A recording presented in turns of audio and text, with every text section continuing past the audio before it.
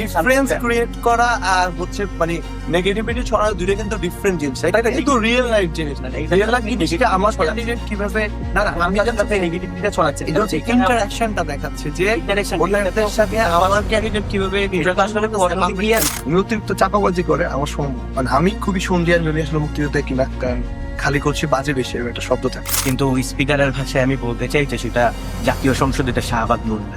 Police ঢুকলে ক্যাম্পাসে আমরা যাব সংসদে, এক্স্যাক্টলি তাই ঘটেছে। আই হেট পলিটিক্স, সেই আই হেট পলিটিক্স জেনারেশনটা যখন রাজপথে নেমে আসলো এবং সম্মুখ সারিতে তারা বন্দুকের সামনে, গুলির সামনে দাঁড়াতে যখন ভয় পাচ্ছিল না, তখন আসলে উপলব্ধি করতে পেরেছিলাম যে this is the right time.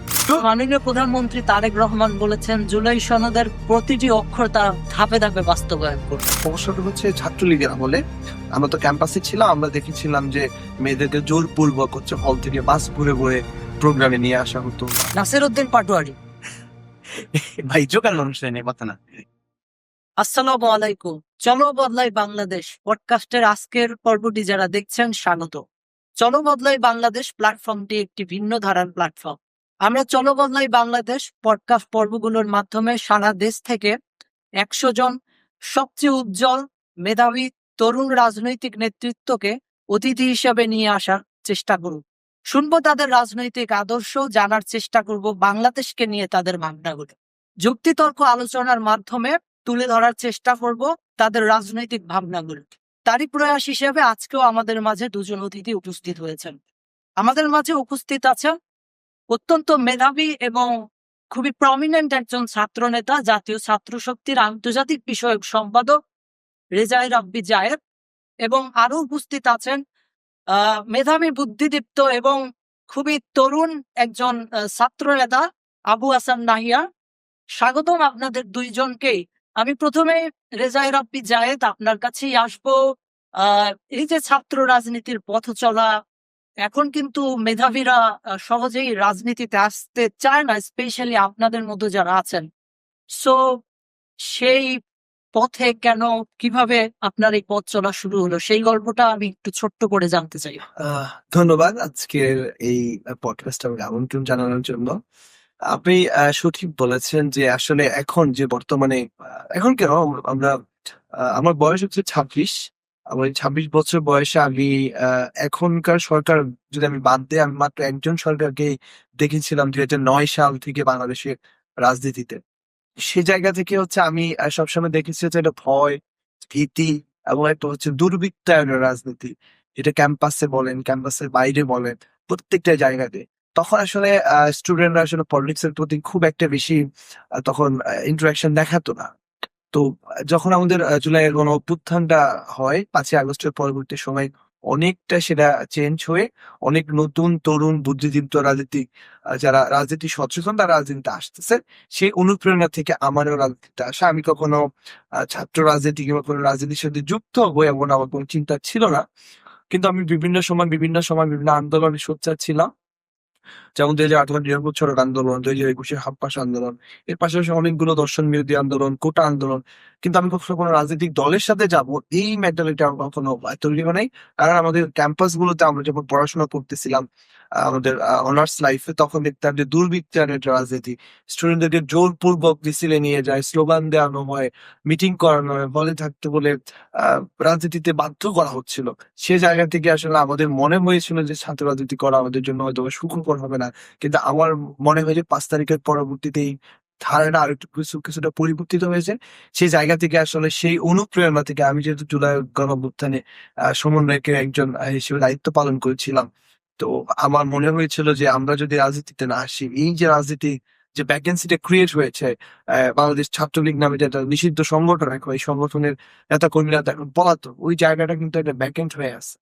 ভ্যাকেন্টের জায়গা থেকে মনে হয় যে আমরা যদি তরুণরা যারা আসলে রাজনীতি নিয়ে খুব বেশি চিন্তা করে এবং বাংলাদেশের পন্থী রাজনীতি করতে চায়, তারা যদি এই জায়গাটা না আসি, সে জায়গাটা আসলে আবার সেই বস্তির ছেলেবেলে বা ধরেন যেই একটা টার্ম ছিল যে আসলে দুর্বৃত্তায়নের রাজনীতিটা আবারও ফেরত যাবে, সে জায়গা থেকে আবার আসবে। থ্যাংক ইউ জায়েদ ভাই, আপনাকে। আমি নাহিয়ান আপনার কাছে আসবো। আপনার আসলে পথ চলাটা কিভাবে এবং কি পরিবর্তনের আশায় বা স্বপ্ন থেকে এই রাজনীতিতে আসা? আচ্ছা, ধন্যবাদ আপনাকে এবং জাহিদ ভাইকেও ধন্যবাদ। উনি ওনার এই থেকে খুব সুন্দরভাবে বর্ণনা করলেন তার রাজনীতিতে আসার গল্পটা। আমার আসলে রাজনীতিতে আসার গল্পটা পারিবারিক অনুপ্রেরণা বলা চলে কিছুটা। আমার বাবা জাতীয়তাবাদী রাজনীতির সাথে সংযুক্ত। তো সেই হিসাব থেকে একদম আমার জন্মের পর থেকে আমি আমার বাবার পথ চলাকে দেখে আসছি। এর পরবর্তীতে যখন ২০০৯ সালে আওয়ামী শাসন আমল শুরু হলো, যেহেতু আমার বাবা শ্রমিক রাজনীতি করতেন, তো সেই সুবাদে আমার বাবা হচ্ছেন গণপূর্তে চাকরি করেন। তো সেই সুবাদে আমার বাবাকে সে সময় পরপর ৩ থেকে ৪ বার ঢাকার বাহিরে বিভিন্ন স্থানে বদলি করা হয়েছিল। কোনো আ অজুহাত ছাড়াই, কোনো অপকর্মের কোনো নজির ছাড়াই। তো এরপর থেকে আসলে তখন দেখতে লাগলাম যে পরিবার একটা কষ্টের মধ্যে দিন যাপন করছে। এই যে স্বৈরাচারী একটা শাসন ব্যবস্থা এভাবে আসলে কতদিন চলতে পারে। এরপরেই আসলো ২০১৮ সালে নিরাপদ সড়ক আন্দোলন। তো সে সময় স্কুলে পড়তাম। একদম সরাসরি সম্মুখ সারিতে স্কুলের বন্ধুদেরকে, বড় ভাই, ছোট ভাই সবাইকে নিয়ে যখন আন্দোলনটাতে সংযুক্ত হলাম, তারপর থেকে আসলে ধীরে, ধীরে রাজনীতি সচেতন হওয়া শুরু। এরপর ২০১৮ সালে জাতীয় সংসদ নির্বাচন। সেই নির্বাচনে দেখলাম যে কিভাবে আসলে সেই আওয়ামী শাসন ব্যবস্থা রাতের ভোট অনুষ্ঠিত করলো। এরপর থেকে আসলে চিন্তা করলাম যে আসলে এভাবে তো চলতে পারে না।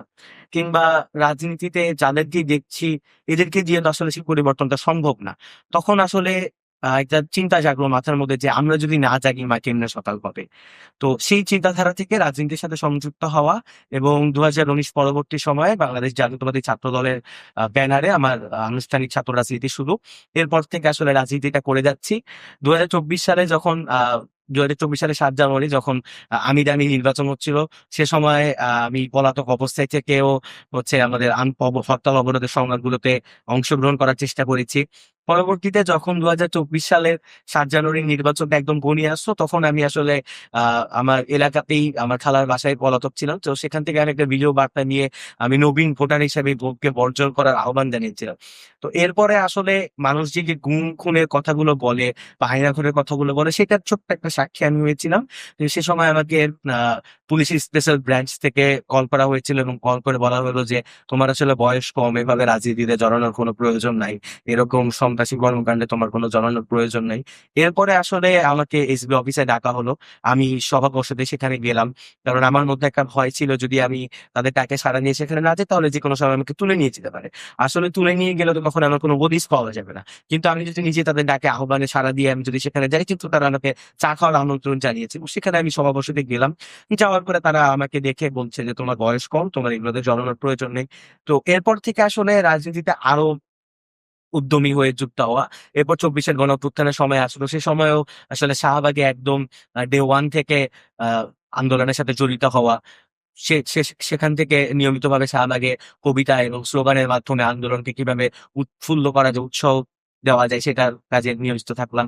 এরপরে যখন ঢাকা বিশ্ববিদ্যালয় সহ বাংলাদেশের পাবলিক বিশ্ববিদ্যালয়গুলো বন্ধ করে দিল, সে সময় শান্তিনগর মোড়, খিলগাঁও এবং মালিবাগ, আবুল রামপুরা এই অঞ্চলটাতে আসলে আন্দোলনের সাথে জড়িত হওয়া ছিল এবং আমার নিজের চোখের সামনে যখন আমি দেখলাম যে মানুষকে গুলি করে হত্যা করা হচ্ছে, সেই লাশগুলোকে যখন নিজের কাঁধে বয়ে নেওয়ার যে ভার, সেই ভারটা যখন বোঝার চেষ্টা করলাম, তারপর থেকে আসলে ২৪ পরবর্তী বা গণঅভ্যুত্থান পরবর্তী সময়ে চিন্তা করলাম যে না, রাজনীতি ছাড়লে হবে না। এই রাজনীতিটা দিয়ে বাংলাদেশটাকে পরিবর্তন করতে হবে। এবং যেইটা একটা অপবাদ থাকে যে ছাত্রদল কিংবা বিএনপির, এই অপবাদকে ঘোচানোর জন্য আমাদেরকে আসলে লড়াইটা করতে হবে। এক্সাক্টলি, আমরাও চাই আপনাদের মতো মেধাবীরা বেশি বেশি রাজনীতিতে আসুক, স্পেশালি আপনাদের দুইজনের মতো, আমি আশা করি। সো আপনি বলছিলেন জুলাই মুভমেন্টের কথা। জুলাই মুভমেন্টের সময় আমরা জানি সারা বাংলাদেশের মতো আপনারাও যুক্ত ছিলেন জুলাই মুভমেন্টে। তো সে কখন গিয়ে মনে হয়েছে যে দিস ইজ দ্য টাইম, যে শেখ হাসিনার যে পতন, সেটা আমরা তো আগেও পতন অনেক আশা করতাম, অনেক মুভমেন্ট করতাম। কিন্তু জুলাইয়ে গিয়ে কত তারিখ গিয়ে আপনার মনে হলো যে না, এবার হয়তো শেখ হাসিনার পতনের সত্যি সময় এসেছে? আচ্ছা, জুলাই অভ্যুত্থানের একদম শুরু থেকে যখন এটা কেবল কোটা সংস্কার আন্দোলন ছিল, তখন শাহবাগে নিয়মিতভাবে যখন আন্দোলনে অংশগ্রহণ করতাম, তখন সেখানে আমাদের ঢাকা বিশ্ববিদ্যালয় সহ বিভিন্ন বিশ্ববিদ্যালয়, কলেজ এবং মহানগর ছাত্রদলের অনেকেই থাকতো। তো তাদের সাথে নিয়মিতভাবে সেখানে গল্প, আড্ডা, খাওয়া-দাওয়া একসাথে করা হতো। তো সে সময় আমাদের ডাকসুতে যে ভিপি প্রার্থী ছিলেন আমিরুল ইসলাম খান, উনার সাথে কথা বলতে, বলতে উনি একসময় আমাকে বলেছিলেন যে, "দেখ নাহিয়ান, এই নির্বাচনের মাত্র কয়েক মাস পরে এই যে শিক্ষার্থীরা শেখ হাসিনার একটা অবৈধ সিদ্ধান্তের বিরুদ্ধে যে মাথা তুলে দাঁড়ানোর সাহস করেছে, এই সাহসটাকে আসলে যেভাবেই হোক শক্তিতে রূপান্তর করতে হবে এবং এই মুভমেন্টটাকে আমাদের যেভাবেই হোক স্বৈরাচার পতন আন্দোলনের দিকে ধাবিত করতে হবে। এরপরে যখন হচ্ছে পাবলিক বিশ্ববিদ্যালয়গুলো বন্ধ করে দিল এবং আমাদের বেসরকারি বিশ্ববিদ্যালয়ের ভাইয়েরা আমাদের সাথে যুক্ত হলো, আমাদের মাদ্রাসার ভাইয়েরা যুক্ত হলো এবং আমরা যখন দেখতে পেলাম যে আমাদের অভিভাবকরা আমাদের আহ যেই জেনারেশনটা আসলে বলতো আই হেট পলিটিক্স, সেই আই হেট পলিটিক্স জেনারেশনটা যখন রাজপথে নেমে আসলো এবং সম্মুখ সারিতে তারা বন্দুকের সামনে গুলির সামনে দাঁড়াতে যখন ভয় পাচ্ছিল না, তখন আসলে উপলব্ধি করতে পেরেছিলাম যে this is the right time. এখনই এই হাসিনার পতনটাকে যেভাবেই হোক অবশ্যম্ভাবী করে তুলতে হবে। এরপর 3 আগস্ট যখন শহীদ মিনার থেকে এক দফার ঘোষণা আসলো, সেই এক দফার ঘোষণার সময় আমি শহীদ মিনারে উপস্থিত এবং শহীদ মিনারে আমি উপস্থিত হয়েছিলাম বিকেল 3টা নাগাদ। আমি শান্তিনগর মোড়ে ছিলাম 3 আগস্ট সকাল থেকে। শান্তিনগর মোড় থেকে আমরা দুপুর 2টার দিকে সবাই যারা ছিল তাদেরকে নিয়ে মিছিল নিয়ে শহীদ মিনার দিকে অগ্রসর হলাম এবং আমরা যখন শহীদ মিনার দিকে অগ্রসর হচ্ছিলাম তখন হাইকোর্ট মাজারের যে গেটটা, শিক্ষা ভবনের যে গেটটা যেখান দিয়ে কার্জন দিয়ে শহীদ মিনারের দিকে যাওয়া হয়, সেই সড়কে হচ্ছে পুলিশ এবং র্যাবের একটা বেষ্টনী ছিল। তো তখন যখন তারা আমাদের এই বিশাল মিছিলটা দেখলো, তারা তাদের বেষ্টনীটা ছেড়ে তারা সাইডে দাঁড়িয়ে থাকতো। তখন আসলে আমাদের মধ্যে স্লোগান উঠেছিল যে আমাদের ক্যাম্পাসে আমরাই থাকবো। আসলে সেই ক্যাম্পাসটা তো আমাদের সবার শিক্ষার্থীদের ক্যাম্পাস। তো তারপরে যখন আমরা শহীদ মিনারে গেলাম, শহীদ মিনারে গিয়ে সেখানে দেখলাম আমরা তখনও হাজারো জনতা শহীদ মিনারে উপস্থিত। সবার মুখে একটাই কথা যে এক দফার ঘোষণা আসতে হবে এবং এক দফার ঘোষণার মাধ্যমে হাসিনার পতনকে ত্বরান্বিত করতে হবে। তো যখন দেখেছি যে মানুষ রাস্তায় নেমে আসছে এবং এই স্পেশালি এই আইডেন পলিটিক্স জেনারেশনটা বন্দুকের সামনে, বন্দুকের গুলির সামনে দাঁড়াতে ভয় পাচ্ছে না, তখন আসলে বুঝে গিয়েছিলাম যে this is the right time. এবারে না হলে আসলে আর কখনো এই হাসিনার পতন করানো সম্ভব হবে না। পুলিশ ঢুকলে ক্যাম্পাসে আমরা যাব সংসদে, এক্স্যাক্টলি তাই ঘটেছে। আমি জায়েদ ভাই আপনার কাছেও একটু ছোট্ট করে জানতে চাই, জুলাই মুভমেন্টের সময় কত তারিখে গিয়ে আপনার মনে হলো যে না, এবার আসলে ফ্যাসিবাদের পতনের সময় চলে এসেছে? ধন্যবাদ। সো জুলাইয়ের যে গণ অভ্যুত্থান, মুভমেন্টের চাইতে গণ অভ্যুত্থান আমরা আসলে বলি কতটা ব্যর্থ গণ অভ্যুত্থান বা সফল গণ অভ্যুত্থান, সেটা সময় বলে দিবে। বাট এটা একটা গণ অভ্যুত্থান। তো আমি আমার কাছে মনে হয় যে স্পেসিফিকলি আমি যদি বলি 18 তারিখ যখন আমার বাসা উত্তরপাড়ায়, আমি তিতুমির কলেজে পড়াশোনা করি। তো ওই সাইডের স্টুডেন্টরা বেশিরভাগই হচ্ছে বাড্ডা কেন্দ্রিক থাকে। আহ ব্র্যাক ইউনিভার্সিটির সামনে যখন ব্র্যাক স্টুডেন্টরা মুভমেন্ট করতেছিল, আমি ঠিক তখন ওইখানেই, তখনই পুলিশ আমাদের উপর হামলা করে। তখন আমি দেখছিলাম যে ব্র্যাক কিছু ফ্যাকাল্টি ম্যাডামরা তারা হচ্ছে আমাদেরকে পাথর এনে দিচ্ছে, বাঁশের লাঠি এনে দিচ্ছে। তখন আমার কাছে মনে হলো যে না, আন্দোলনটা হয়তো বা মোড় ঘুরে যাচ্ছে। কারণ আসলে কোটার সাথে তো প্রাইভেট বিশ্ববিদ্যালয়ের কোনো সম্পর্ক নাই। তো ওয়াই দে আর ইনটু মোর, তারা কেন রাস্তায় নেমে আসলো? ঠিক এই 2 দিন আগেই কিন্তু আমাদের ভাই আবু সাইদ শহীদ হন, ওয়াসিম শহীদ হন। এর পরপরই এই মুভমেন্টটা একদম বার্স্ট আউট হয়ে যাচ্ছিল। তো ওই জায়গা থেকে আমার মনে হলো যে আন্দোলনটা ভিন্ন পথে যাচ্ছে। সো আই কন্টিনিউ দেন, মানে আমি তারপরে আসলে এটাকে কন্টিনিউ করে যাই। 3 তারিখে নাহিল ভাই যেটা বলবো, আমি আমি যখন হচ্ছে আমরা বাড্ডা থেকে প্রায় 40-50 হাজারেরও বেশি মানুষের একটা মিছিল হেঁটে যাচ্ছিলাম, আমরা প্রায় 3.5 ঘন্টা 4 ঘন্টা। আমি সে বৃষ্টি রোদ এর মাঝখান দিয়েও প্রায় 3-4-5 কিলোমিটার হবে, আমার সময় মনে নাই। 3 তারিখ 3 তারিখে মানে বাড্ডা থেকে শহীদ মিনারের যে রাস্তাটা 5 কিলোমিটারের বেশি হবে, আমরা হেঁটে এই বাড্ডা থেকে গিয়েছিলাম। বিকাল 3টা 3:30 নাগাদ আমরা হচ্ছে গিয়ে শহীদ মিনার পৌঁছ। ওইখানে যে জনসমুদ্র এবং আমাদের এক দফার ঘোষক নাহিদ ইসলাম যখন ঘোষণা করার আগে জিজ্ঞেস করতেছিলেন আপনারা কি চান, তখন সবাই একটা আঙ্গুল উপরে উঠে দিয়েছিল যে এক এক দফা। ঠিক এর আগের রাতে আপনি জানেন একটা গ্রাফিতি একটা অ্যানিমেশন ভিডিও খুব বেশি ভাইরাল হচ্ছিল, 9 দফাকে হচ্ছে গুলি করার ফলে এটা একদম। এক দফায় কনভার্ট হয়। কোন বুয়েটের একজন শিক্ষার্থী সম্ভবত ওই অ্যানিমেশনটা করেছিল। ওইটা একটা কি পয়েন্ট ছিল। এবং যখন নাহিদ ইসলাম দাঁড়িয়ে জিজ্ঞেস করতেছিলেন যে আপনারা কি চান, তখন সবাই যখন এক আঙ্গুল উঠায়, ওই মোমেন্টটাতে মনে হচ্ছিল যে this is the end of the Hasina's regime. And then I found like, মানে মানুষ হচ্ছে এমন ব্যাপার ছিল যে ওইখানে কিছু মায়েরা দেখলাম খুব বাচ্চা, মানে দুধের বাচ্চা যেটাকে আমরা বলি, তাকে নিয়ে আসছে। তখন আমার কাছে মনে হলো আর আজকে যদি এখানে গুলি চালাইতো, এই মা কিভাবে পালাইতো, বা এই দুধের বাচ্চা তো পড়ে যেত। কিন্তু যেহেতু উনি চলে আসছে, কিছু বাবা দেখলাম কাঁধে হচ্ছে বাচ্চাদেরকে নিয়ে ওই দিন ওইখানে ছিল ওই মুভমেন্টটাতে। তখন আমার মনে হয়েছিল যে ওইখানেই হয়তো আমার শেষ।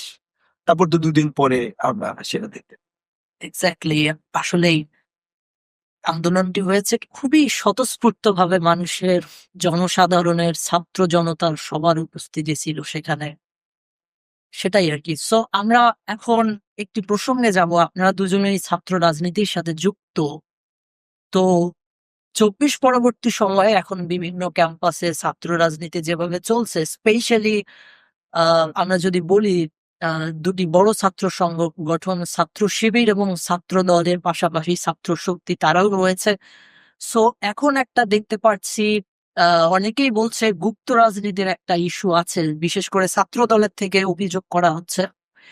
এছাড়া আমরা যদি সম্প্রতি দেখি, তিতুমির কলেজ এবং ইডেন কলেজে ছাত্র মহিলা শিক্ষার্থীরা, নারী শিক্ষার্থীরা তারা ছাত্র রাজনীতি নিষিদ্ধ চাচ্ছে, স্পেশালি হলগুলোতে। সো আপনার এ বিষয়ে মতামত কি? ধন্যবাদ। এখানে খুব ইন্টারেস্টিং জিনিস, আমি যেহেতু ছাত্র রাজনীতি করি, সেক্ষেত্রে আমি আসলে সরাসরি ছাত্র রাজনীতি নিষিদ্ধের ব্যাপারে কথা বলতে পারি না। এটা আমার নৈতিক জায়গায় আসে না। এখানে ২ টা ইনসিডেন্ট আছে। যেমন আমি যেহেতু তিতুমির কলেজের শিক্ষার্থী, আমার কলেজে যেই ইস্যুটা ক্রিয়েট হলো সেটা হচ্ছে হল গেমিং। হলে যখন কমিটি দেওয়া হয়, সেই কমিটির প্রেসিডেন্ট সেক্রেটারি নিজেই জানে না যে সেই কমিটিতে এরকম একটা তাদের অভিযোগ ছিল, কিংবা তারা বলতেছিল যে তারা রাজনীতি চাচ্ছে না। হতে পারে কোনো চাপের, হতে পারে তাদেরকে না জানিয়ে দেওয়া হচ্ছে, কোনো না কোনো ইস্যুতে হয়তো বা কমিটি গুলা হয়েছে। এটার সবচেয়ে বড় সমস্যাটা হচ্ছে ছাত্রলীগের আমলে। আমরা তো ক্যাম্পাসে ছিলাম, আমরা দেখেছিলাম যে মেয়েদেরকে জোরপূর্বক হচ্ছে হল থেকে বাস ভরে ভরে প্রোগ্রামে নিয়ে আসা হতো, বা ধরেন বাংলাদেশের যে পার্সপেক্টিভে মিছিলে নিয়ে যাচ্ছে। নিয়ে যেত। তো এইখানে যেটা হতো এগুলো তো রেকর্ডেড সবগুলো, হ্যাঁ, ভিডিও হতো, ছবি হতো। তো মেয়েদের বিয়ের ক্ষেত্রে একটা বড় ইস্যু ক্রিয়েট হতো এই জায়গাটাতে। কারণ আপনি জানেন বাংলাদেশের সোশ্যালিজম যে জায়গাটা, সামাজিকতার জায়গায় আমরা মুসলিম মেজরিটি কান্ট্রি, এবং এখানে অনেক শিক্ষার্থী গ্রাম থেকে আসে, তাদের বাবা মারা হয়তো জানেও না তারা কি করছে সে জায়গা থেকে। তখন তারা বাধ্য হয়ে এক পর্যায়ে ২ থেকে ৩ জন সম্ভবত ছাত্রলীগ করতো, বা তখন ছাত্রলীগের সাথে যুক্ত ছিল ডেসপারেটলি মেয়ে ২ থেকে ৩ জন, বাট এরা প্রায় ১৫ থেকে ২০,০০০ ছাত্রীকে নিয়ন্ত্রণ করতো।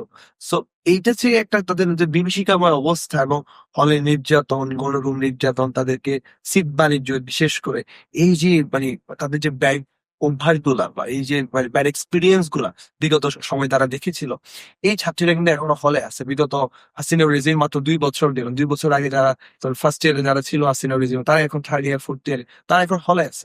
তারা যখন দেখলো যে এইভাবে হচ্ছে আবার হলে হলে কমিটি হচ্ছে, তাদের মধ্যে যেটা ভয়, ট্যাবু, ওই জায়গা থেকে তারা হচ্ছে আন্দোলনটা করে। এবং আরেকটা জিনিস যদি দেখেন, এখানে আমার ক্যাম্পাসে যেটা হলো, হলের যে কমিটির প্রেসিডেন্ট সেক্রেটারি, তারা হলেই থাকে, তাদের হলে সিটি নেয়।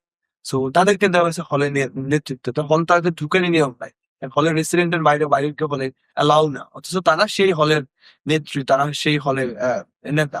তো সেই জায়গা থেকে শিক্ষার্থীরা আবারও হয়তো বা মনে করতেছে ছাত্র দলের ৫ই আগস্ট পরবর্তী, এবং বিশেষ করে ১২ই ফেব্রুয়ারি পরবর্তী কর্মকাণ্ডের কারণে তারা শঙ্কিত যে হয়তো বা আবারও যদি সেই সাবপ্রেশন অপারেশনের রাজনীতি যদি ফিরে আসে হলগুলোতে, তারা হয়তো বা শান্তিতে পড়াশোনা করতে পারবে না সেই জায়গায়। আর গুপ্তের যে জায়গাটা, শব্দটা খুবই শ্রুতিকটু আমার কাছে মনে হয়, কারণ এই একটা শব্দ তবে ছাত্রদল থেকে অভিযোগ করা হয়, যারা নিষিদ্ধ চাচ্ছে হল রাজনীতি, তারা আসলে গুপ্ত রাজনীতির সাথে যুক্ত। সেটাই বলছিলাম। মানে এখানে ২ টা পার্সপেক্টিভ। প্রথমত হচ্ছে ছাত্র শিবির যেহেতু ধর্মভিত্তিক রাজনীতির সাথে যুক্ত, তারা একটা শব্দ ওয়ার্ড ইউজ করে হেকমত। তারা হেকমত করে হচ্ছে টিকে থাকে। সেটা আমাদের আমি যদি হযরত মুহাম্মদ সাল্লাল্লাহু আলাইহি ওয়াসাল্লামের আমলের কথা বলি, তখনও আমরা দেখলাম যে রাসূলুল্লাহ সাল্লাল্লাহু আলাইহি ওয়াসাল্লাম যখন কঠিন সময় ছিল, তারা তখন গোপনে তাদের ইসলাম প্রচার করেছিল। কিন্তু যখন সুসময় এসেছিল, তারা তখন প্রকাশ্যে ইসলাম প্রচার করছিল।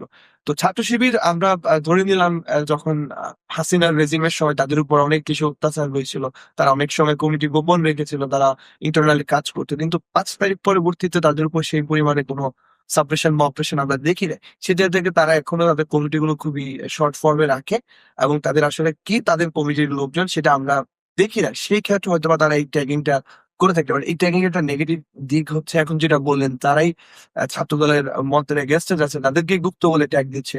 ইভেন কি আমি রিসেন্টলি দেখলাম কিছু অ্যাক্টিভিস্ট সো কল অ্যাক্টিভিস্ট ছাত্র দলের, তারা হচ্ছে এদেরকে পতিতালয়, বেশ্যা, পতিতা, আমার ক্যাম্পাসের ইভেন স্টুডেন্ট ছাত্র দলের এক সহ-সভাপতি হল শাখা, সে তাদেরকে বেশ্যা বলে গালি দিয়েছিল। হতে পারে, আমরা ওটা না বলি। সে সে সে সে জায়গা থেকে এটা কিন্তু খুবই অ্যালার্মিং, মানে একটা ছাত্র সংগঠনের একজন দায়িত্বপ্রাপ্ত লোক সে কখনো স্টুডেন্টকে এই ধরনের গালি বা ট্যাগ দিতে পারেন?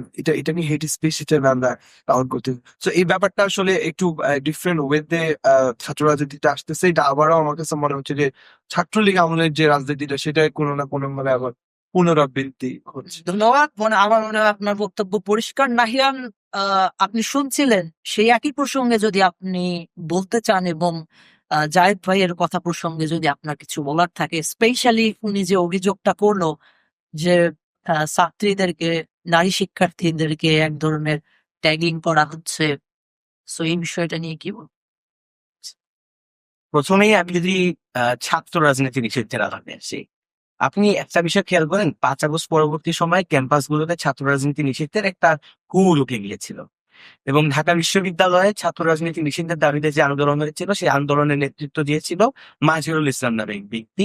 তিনি পরবর্তীতে ছাত্র শিবিরের যে আংশিক কমিটি প্রকাশিত হয়েছিল সেই আংশিক কমিটিতে তিনি ছাত্র আন্দোলন বিষয়ক সম্পাদক হিসেবে আত্ম প্রকাশ করেছেন এবং পরবর্তীতে তিনি ডাকসুতে নির্বাচন করেছেন এবং তিনি বর্তমানে ডাকসু নির্বাচিত একজন সদস্য। এই যে এরপরে ভাইয়ের যে ক্যাম্পাস তৃতীয় কলেজে ছাত্র রাজনীতি নিষিদ্ধের দাবিতে যারা আন্দোলনের নেতৃত্ব দিয়েছিল, সম্মুখের যে দায়িত্ব পালন করেছিল, তারা আজকে তৃতীয় কলেজ ছাত্র শিবিরের নেতৃত্বে আছে। বাংলাদেশের প্রতিটা ক্যাম্পাসে ছাত্র রাজনীতি নিষিদ্ধের দাবিতে যে আন্দোলনগুলো হয়েছিল সেই আন্দোলনগুলোতে যারাই নেতৃত্ব দিয়েছিল, যারাই সেই মিছিলে জনশক্তি সাপ্লাই দিয়েছিল, তারা প্রত্যেকে বর্তমানে বাংলাদেশ ইসলামী ছাত্র শিবিরের কমিটিতে থাকে। এবং ইসলামী ছাত্র শিবিরকে গুপ্ত বলা হয় কেন? কারণ দেখেন, বাংলাদেশ জাতীয়তাবাদী ছাত্র দলের যারা রাজনীতি করতো হাসিনা ফ্যাসিস্ট রেজিমে যারা রাজনীতি করতো, তারা কিন্তু কেউ ক্যাম্পাসে ঠিক মতন ক্লাস করতে পারেনি, তারা কিন্তু ঠিক মতন ক্যাম্পাসে পরীক্ষা দিতে পারেনি। এবং দেখা যেত যে ধরেন ঢাকা কলেজের কোনো পরীক্ষার সেন্টার যদি তিতুমির কলেজে করে থাকে, তিতুমির কলেজ ছাত্রলীগ সে ঢাকা কলেজ ছাত্র দলের নেতাকর্মীদের উপরে হামলা করতো, এরকম নজিরও ছিল। হলে থাকা তো দূরে থাকে, তারা ক্যাম্পাসে ঠিক মতন যেতে পারতো না, ক্যাম্পাসে ক্লাস করা দূরে থাকে, তারা ক্যাম্পাসের পরীক্ষাগুলো আগে করতে পারতো। তো শিবিরের কিন্তু আমি বহু লোক দেখেছি যারা ক্যাম্পাসে ডিপার্টমেন্টে সিআর হিসেবে দায়িত্ব পালন করতো। তো ডিপার্টমেন্টে সিআর হিসেবে দায়িত্ব পালন করতো, হলে থাকতো, হলের ডিবেটিং ক্লাবের প্রেসিডেন্ট থাকতো, বিভিন্ন ক্লাবিং করতো। এরা তো আসলে ছাত্রলীগের ছত্রছায়া থেকে তাদের নিজেদের রাজনীতি গুলো করতো এবং নিজেদের এই যে গুছানো যে ব্যাপারটা, এই ব্যাপারটা তারা গুছিয়ে নিত। তো এই ব্যাপারটা তো নিঃসন্দেহে ঘটতো এবং 5 আগস্ট কিন্তু পরবর্তী তারা সময় যদি প্রকাশ্যে আসতো, তো ছাত্র শিবিরের উপর তো অনেক বেশি টর্চার হতো। দেশের একটা বিষয়, ছাত্র শিবিরে ছাত্র শিবির ছাত্র শিবিরের পরিচয়ে বর্তমান রাজনীতি করাটা কি ডাকসুর লাভ নেতা ছিল না সে ডাকসুর সময়? নেতা রায়হান উদ্দিন, জি, জি। সে নিজে অন্য ছেলেদেরকে হলে, অন্য রুম, গেস্ট রুমে নির্যাতন করতো ছাত্র শিবির ট্যাগ দিয়ে। সে আজকে শিবিরের নেতা, সে শিবিরের প্যানেল থেকে ডাকসুতে নির্বাচন করেছে। তো শিবির ট্যাগ দিয়ে যাদের উপরে নির্যাতন করা হতো, সেই নির্যাতনে যারা নেতৃত্ব দিত, তারাই মূলত বর্তমানে প্রকৃত শিবির নেতা।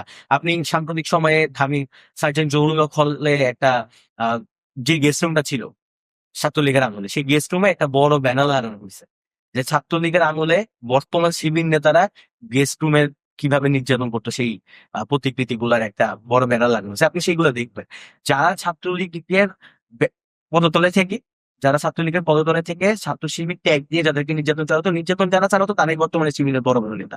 এবং সাদিক ক্যাম্পকে আমরা দেখছি যে সূর্য সেন হলে নৌকা নৌকা স্লোগান দিতে, মাই ভোট মাই ভোট, এরকম নৌকা মার্কার প্রতীকের গেঞ্জি পরে সে মিছিলের নেতৃত্ব দিচ্ছিল, মিছিল করতেছিল। এবং সাম্প্রতিক সময় ছাত্রলীগের সাবেক সেক্রেটারি যে গোলাম রাব্বারি যে স্ক্রিনশট গুলো ফাঁস করলো সেগুলো আমরা দেখতে পাচ্ছি। ভাই আসসালামু আলাইকুম, ভাই হলেন ছোট ভাই, ডিপার্টমেন্টের ছোট ভাই, বিশ্ববিদ্যালয়ের ছোট ভাই। কিন্তু সেই সময় সে আচ্ছা, আমি যে 5 আগস্ট পরবর্তী সময়ে কি শিবিরের উপরে কোনো নির্যাতন হয়েছে? 5 আগস্ট পরবর্তী সময়ে তো ছাত্রলীগ নাই ক্যাম্পাসে। এখন পর্যন্ত ডাকসুর যে জিএস ফরহাদ ভাই দাবি করলেন যে তাদের হলে ছোট ছোট টিম আছে, সেই ছোট ছোট টিম গুলো তাদের কখনো প্রকাশ্যে আসে না। তাদের হলে কমিটি এক্সিস্ট করে, তার একটা বিভিন্ন সময় বিভিন্ন আলাপে আড্ডা ইঙ্গিতে বসে, কিন্তু সেই কমিটি গুলো তারা কখনো দেন না। এবং ঢাকা বিশ্ববিদ্যালয় সহ বাংলাদেশের প্রতিটা ক্যাম্পাসে আপনি যদি শিবিরের কমিটিটা দেখেন, 2 সদস্যের কমিটি আত্মপ্রকাশ করে, সভাপতি সাধারণ সম্পাদক। কোনো কোনো ক্ষেত্রে এটা 5 থেকে 7 সদস্যের বা 11 সদস্যের একটা কমিটি আত্মপ্রকাশ করে। তাহলে কি আমরা ধরে নিব যে শিবিরের যে সকল জনশক্তি আছে সেই জনশক্তি 5, 7, 11 জনের মধ্যে সীমাবদ্ধ থাকে? সীমাবদ্ধ থাকে না। কে শিবির করে সেটা যদি আমি আইডেন্টিফাই করতে না পারি, কে শিবিরের রাজনীতিটা করতেছে সেটা যদি আমি না বুঝতে পারি, যে জায়গায় ছাত্র শক্তি তারা সবাই প্রকাশ্যে রাজনীতি করতেছে, আমি জানি যে ছাত্র শক্তির কে কোন পদে আছে, আমি যদি এটা জানতে পারি তখন আমি তার সাথে সেইভাবে পলিটিক্যালি নাই আর আমাদের মধ্যে শিবিরের কেউ উপস্থিত নেই সো আমি যেহেতু গুপ্ত রাজনীতির প্রসঙ্গটা আছে, আমরা এই গুপ্ত রাজনীতি আমার কিন্তু একটা বাংলাদেশের জানা ক্যাম্পাসে আছে ছাত্র রাজনীতি কৃষকদের আন্দোলনে বাংলাদেশের প্রতিটা ক্যাম্পাসে যারাই নেতৃত্ব দিচ্ছে, আপনি টুরে দেখবেন এরা প্রত্যেকে শিবিরের ব্যানারে আত্মপ্রকাশ করবে, শিবিরের নেতা হিসেবে আত্মপ্রকাশ করবে, শিবিরের কর্মী হিসেবে আত্মপ্রকাশ করবে। আওয়ামী লীগ আমলে যাই- শিবিরের কেউ ছাত্রলীগ সেজে মানে ছাত্রদল বা সাধারণ শিক্ষার্থীকে নির্যাতন করে, তো সেটা তো একটা ফৌজদারি অপরাধ। তারা এখন শিবির করছে, তাদের বিরুদ্ধে ব্যবস্থা নিচ্ছে না। তাদের বিরুদ্ধে যদি এখন মামলা দেওয়া হয় তখন তারা এসে তো আবার সোশ্যাল মিডিয়ায় কান্নাকাটি লাগিয়ে দিবে যে আমাদের নামে মামলা দেওয়া হয়েছে। এভিডেন্স দিয়ে অবশ্যই তাদের বিচার করা উচিত। অবশ্যই উচিত এবং অবশ্যই উচিত, এবং এটার যথাযথ ব্যবস্থা অবশ্যই যত দ্রুত সম্ভব এটা যথাযথ ব্যবস্থা নেওয়া উচিত। এবং জাহিদ ভাই যেটা বললেন তিতুমির কলেজের যে ঘটনাটা, সেটার ভিডিওটা আমিও দেখেছি এবং নিশ্চয়ই এটা মর্মাহত হওয়ার মতন একটা বিষয়, যে এভাবে নারীরা তো আমার মা, আমার বউ, এবং এই যে নারীদেরকে যেভাবে এভাবে ট্যাগিং করা হচ্ছে, এভাবে বুলিং করা হচ্ছে, এটা থেকে আসলে আমাদের সবারই সরে আসা উচিত। কিন্তু সাম্প্রতিক সময়ে আমরা যেটা 5 আগস্ট পরবর্তী সময়ে লক্ষ্য করেছি, আওয়ামী আমলে কিন্তু সেম প্যাটার্ন ছিল, যে যারাই বিরোধী মতে রাজনীতি করত তাদেরকে সোশ্যাল মিডিয়াতে যেভাবে বুলিং করা হয়, তাদেরকে যেভাবে মা বাবা তুলে গালিগালাজ করা হয়, এটা কিন্তু শুধু মেয়েদের ক্ষেত্রে না, ছেলেদের ক্ষেত্রেও কিন্তু সেম। আমি যখন আজকে আমার বিরোধী মতের বিরুদ্ধে ফেসবুকে সামাজিক যোগাযোগ মাধ্যমে একটা পোস্ট করব, সেখানে এসে বট অ্যাকাউন্ট দিয়ে আমার মা বাবা তুলে গালিগালাজ করা হয়। মেয়েদের ক্ষেত্রে যেরকম করা হচ্ছে, ইদানিং কাল আমরা দেখতে পাচ্ছি ছেলেদের কমেন্ট বক্সে এসে ওগুলো করা হয়, এবং মেয়েদেরকে তো যাচ্ছে তাই ভাষায় তুলোধনা করা হয় কমেন্ট বক্সে এসে। এটা এখন ছাত্র শক্তিদের বট অ্যাকাউন্ট কারা জানে? বট অ্যাকাউন্টে এখন কিন্তু সব দলই মানে বিশেষ করে বড় যে দুই দল, এই দুই দলের মধ্যে আছে। আপনি শিবিরের বিরুদ্ধে লিখে যেমন ছাত্র দলের বটে কেমন শিবিরের বটগুলা অ্যাটাক করে, তেমনি ছাত্র দলের বিরুদ্ধে গেলেও তারা করে। আপনি দেখেন এই যে আমি যদি মোনামি ম্যামের কথা বলি, গতকালকে মোনামি ম্যাম হচ্ছে প্রফেশনাল টিম থেকে পদত্যাগ করলো। এরপরে ওনাকে নিয়ে যে মানে ন্যাস্টি বিয়েগুলো এখানে ন্যাশনালিস্ট স্কোয়াড, ন্যাশনালিস্ট তমুক, এরা মূলত মানে তো আওয়ামী লীগ বলতে পারে না, এগুলো সব বিএনপি পন্থী, এগুলোতে সারাদিন হচ্ছে তারেক রহমান আর হচ্ছে দেশকে প্রমোট করে এরকম কিছু। তারপরে দেখা গেল যে ইভেন রিয়েল আইডি থেকে, বন্ড আইডি তো পরের হিসাব, রিয়েল আইডি থেকেও ছাত্র দলের অনেকেই যে ন্যাস্টি খুব কি বলে এআই এগুলো করে, এরা আসলে ছাত্র রাজনীতি বা রাজনীতির ক্ষেত্রে সুখকর না। আমি স্পেসিফিক কাউকে ট্যাগ করতে চাচ্ছি না, কারণ আমি পার্সোনালি এই ধরনের রাজনীতি পছন্দ করি না, যে আমার বিরোধী হলেই যে আমি তাকে ইয়ে করবো। আমি মনে করি যে ছাত্র শক্তিতে এই ধরনের কোনো গ্রুপ বা বট বাহিনী নাই। যদি এই ধরনের কোনো কিছু থেকে থাকে আমাদের একটি ডেফিনেটলি যাবে। ছাত্র শক্তিতে বট বাহিনী থাকার দরকার নেই, কারণ ছাত্র শক্তির নেতারা রিয়েল আইডি দিয়ে করে। আপনার নিজের আইডি মোহাম্মদ রেজা রাব্বি জায়েদ দিয়ে ফেব্রুয়ারি 24 তারিখে একটা ফটো কার্ড পোস্ট করা হয়েছে, বাইতুল মোকাররমের দান বক্সের দায়িত্ব পেলেন মির্জা আব্বাস শ্যালম, বিস্তারিত কমেন্টে। আচ্ছা, এইটা হচ্ছে ফটো কার্ডটা www.c16archive.blog। এই নামে কি কোনো আদৌ নিউজ পোর্টাল? আমি হচ্ছে এটা পড়েছিলাম। হ্যাঁ, এটা মানে এটা যে নিউজ পোর্টাল দেখো, এটা একটা বড় পেজ, মেবি ভালো একটা নামটা দেখে কিন্তু বোঝা যাচ্ছে যে এটা। হ্যাঁ, আমি সেখান থেকে পড়ে তারপর হচ্ছে এটা পোস্ট করেছিলাম। আমি ক্যাপশন কি দিয়েছিলাম আপনি দেখেন। আমি তো জানি এখানে সম্ভবত জানতে চেয়েছিলাম মানে এটা কিন্তু এমন না যে আমি ওনার বিরুদ্ধে ফেব্রুয়ারি 20 তারিখে ব্যক্তিগত বিষয় ব্যক্তিগত বিষয় না, যেহেতু বট আইডির কথা আসলে এখানে রিয়েল আইডিতে দেখ। আপনি আরেকটা পোস্ট ফেব্রুয়ারির 20 তারিখে আপনার আইডি থেকে আনোয়ার টিভির একটা ফটো কার্ড শেয়ার করা, রমজান মাসে রোজার বিশেষ ফজিলত নিয়ে বয়ান করছেন শাহেক মির্জা আব্বাস। আনোয়ার টিভি এটাকে আমরা স্যাটার হিসেবে নিই। এটা কিন্তু বট না, বট ডিফারেন্ট। আপনি কিন্তু এটাকে প্রশমিত করে না প্রশ্নবিদ্ধ না, আমি বলতেছি যে এটা কিন্তু এটা হচ্ছে একটা স্যাটায়ার পেজ। এটা আমরা সবাই জানি আনোয়ার টিভি। আমরা মাঝে মাঝে স্যাটায়ার করি। স্যাটায়ার একটা খুব মানে পলিটিক্যাল সৌন্দর্য। আমি বট অ্যাকাউন্ট হচ্ছে আপনাকে দিয়ে আমি এআই বানিয়ে খুব উলঙ্গ করে কিংবা ওটা অনলাইন করে আমি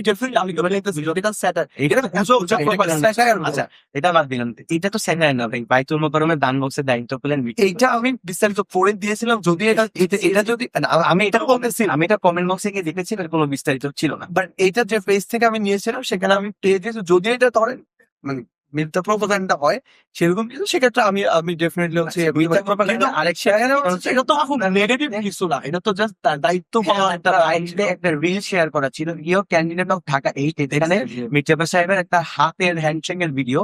এটার ঘটনাটাকে আপনি পরে যাচাই করে দেখেছি। এইটা অনেক পরে এসে উনি বললো যে উনি সেক্ষেত্রে তো হ্যাঁ সেক্ষেত্রে তো আপনার এই ভিডিওটা আসলে সরিয়ে সম্ভবত আমি একটা ভিডিও সরিয়ে আপনার অ্যাকাউন্টে দুইটা ভিডিও, একটা হচ্ছে ইয়োর ক্যান্ডিডেট, এখানে পরবর্তীতে নাহিদ ভাইয়ের একটা ভিডিও ছিল। এখানে আমাদের ক্যান্ডিডেটের সাথে নাহিদ ভাইকে আমি যথেষ্ট সম্মান করি। ফ্যাসিবাদ বিরোধী আন্দোলনে নাহিদ ভাই গণঅভ্যুত্থানের আগে থেকে, বহু আগে থেকে, যখন তিনি ছাত্র অধিকার পরিষদের রাজনীতি করতেন সে সময় থেকে তিনি ফ্যাসিবাদ বিরোধী একটা ভয়েস ছিলেন। নাহিদ ভাইকে আমি যথেষ্ট সম্মান করি, কিন্তু এই ঘটনাটা আপনি যখন পরবর্তীতে এটা আসলে সবাই পরবর্তীতে দেখতে পাচ্ছে, কিন্তু তারপরে এই ভিডিওটা আসলে আপনার এই অ্যাকাউন্ট থেকে আমি ভিউ কত হয়েছিল টোটাল আমি জানি না, কিন্তু প্রায় 2500 কমেন্ট এবং প্রায় 9500 শেয়ার ছিল। এবং আরেকটার ভিডিও যেটা আপনি নাসিরুদ্দিন পাটোয়ারিকে দেখাইছিলেন সেটা 2000 কমেন্ট এবং প্রায় 5500 শেয়ার হয়েছিল। তো এই ভিডিও দিলে তো আসলে আপনার সরিয়ে দেওয়া উচিত ছিল। এখানে কনটেক্সটটা কিন্তু ভিন্ন। আপনি মানে দেখেন, এটা হচ্ছে বট অ্যাকাউন্ট আর এটা হচ্ছে আমি আমার ক্যান্ডিডেটকে প্রচার করতেছিলাম, এটা ছিল আপনার ক্যাম্পেইন টাইমে। এটা হচ্ছে ক্যান্ডিডেট আছে আমরা আমি মনে হয়- না আমি এখানে হচ্ছে ডিফারেন্সটা যে আমার মনে হয় আমরা অন্য টপিকে যাই। ডিফারেন্স ক্রিয়েট করা আর হচ্ছে মানে নেগেটিভিটি ছড়ানো দুটো কিন্তু ডিফারেন্ট জিনিস। এটা কিন্তু রিয়েল লাইফ জিনিস না। রিয়েল লাইফ জিনিসটা আমার ক্যান্ডিডেট কিভাবে আমি নেগেটিভিটিটা ছড়াচ্ছে, এটা হচ্ছে ইন্টারঅ্যাকশনটা দেখাচ্ছে যে অন্যদের সাথে আমার ক্যান্ডিডেট কিভাবে এটা তো আসলে পরে ক্লিয়ার করেছেন, এটা তো উনি পরে ক্লিয়ার করেছেন যে কেন উনি হাতটা পরে লিখেছিলেন, এবং এটা বেশ কয়েকটা মিডিয়াতেও শেষ হবে। ওকে, আমরা একটি অন্য টপিকে যাব। জায়েদ ভাই, আপনার কাছে জানতে চাই, এই যে নতুন গভর্নমেন্ট বিএনপি সরকার তারা প্রায় 3 মাস অতিবাহিত করলো, তো এই 3 মাসের সময়কে আপনি কিভাবে মূল্যায়ন করবেন আপনার জায়গা থেকে? আমার জায়গা থেকে দেখেন, প্রথম দিকে হচ্ছে আমি সরাসরি ব্যর্থ সরকার বলবো না, কারণ আমরা এই বিএনপি গণ অভ্যুত্থানেরই প্রতীকী একটা দল, যেটাকে আমরা প্রো জুলাই বলি। আর বিরোধী দল আমরা যারা আছি, জোট ভিত্তিক বলেন, জুলাই বলেন, সবাই প্রো জুলাই। আমাদের সবার গোল কিন্তু বাংলাদেশ সেন্ট্রিক, মানে এতটুকু আমরা বিশ্বাস করি। সেই জায়গা থেকে আমরা সরকারকে হচ্ছে যথেষ্ট সাপোর্ট দিব। তো আমি এই জায়গায় ব্যর্থ শব্দটা ইউজ করতে চাচ্ছি না, বাট আমার মনে হয় যে সরকার জুলাই গণ অভ্যুত্থানের যে আকাঙ্ক্ষা সেখান থেকে সরে যাচ্ছে। বাকি যে জিনিসগুলো সে জায়গায় আসলে আমি সরকারকে দোষারোপ করে তেমন একটা ফলপ্রসূ না, কারণ সরকার বাধ্য হয়ে হয়তো বা টাকা ছাপাচ্ছে প্রায় 2 বিলিয়ন মানে বাংলাদেশি টাকা রিসেন্টলি ছাপালো। এটা ইনফ্লেশনকে বাড়িয়ে দিচ্ছে। আপনি দেখেন সবকিছুর দাম যেগুলা আমার ফিক্স করা, বিশেষ করে ফুড দোকানগুলোতে কিছু কিছু করে দাম বাড়াচ্ছে, এটাকে ইনফ্লেশনের একটা প্রভাব। তো এই 3 মাসে সরকারের ওভারঅল যে সিচুয়েশন, এই জায়গায় আমি বলবো যে স্বরাষ্ট্রমন্ত্রী ব্যর্থ। স্বরাষ্ট্রমন্ত্রী তার জায়গা থেকে হচ্ছে করতে পারছে না। আমার পররাষ্ট্রমন্ত্রী সে জায়গায় ব্যর্থতার পরিচয় দিচ্ছে। স্বরাষ্ট্রমন্ত্রী ঠিক কোন জায়গায় ব্যর্থ? আপনি যদি দেখেন মানে ক্রাইমের যে রেটটা, মানে স্বরাষ্ট্রমন্ত্রী আসলে কাজটা কি, ওনার কিন্তু কাজ সংবিধান রিলেটেড না, যদিও উনি সংবিধান পারদর্শী, কিন্তু ওনার কিন্তু রাষ্ট্রের আইন শৃঙ্খলা নিয়ে। আপনি মোহাম্মদপুরে প্রত্যেকদিন মানে আমি যতগুলো মিডিয়া আসতেছে, মিডিয়া কিন্তু 10 to 20% আসে, সেটা দেখেন। আপনি সীমান্ত ভুক্তা দেখেন, সেটাও কিন্তু পার্ট অফ স্বরাষ্ট্র মন্ত্রণালয়ের দায়িত্বে, এবং পরে পররাষ্ট্র মন্ত্রণালয় সেটা দেখবে। আপনি দেখেন ওই দিন একটা বাসায় 5 জনকে হত্যা করেন, আপনি বলতেই পারেন যে বাসার ভিতর হত্যা করলে সে দায়ী সরকারের না। আপনার যখন আইনের সুশাসন থাকবে, তখন মানুষ মানুষের সাথে কথা বলতেও চিন্তা করবে যে আমার দিকে ডেমোক্রেটিক ভ্যালু লেস করে কিনা। আপনি যদি উন্নত দেশের দিকে তাকান, মানুষ মুখে মুখে কথা বলে, গায়ে হাত দেয় না। তার মানে সেখানে হচ্ছে আপনি যদি কোনো নাগরিককে হার্ম করেন, আপনাকে সেটার জন্য কঠিন শাস্তি দিতে হবে। আপনি দেখেন দর্শন, আপনি দেখেন চাঁদাবাজি তো এটা বাংলাদেশে একটা আর্ট হয়ে যাচ্ছে, যেটা আওয়ামী লীগ আমলে ছিল সেটা বিএনপি সেরকম কন্টিনিউ করতেছে। সো ওভারঅল যে শৃঙ্খলা ফেরাতে স্বরাষ্ট্রমন্ত্রী একদমই ব্যর্থ, এটা আমার কাছে।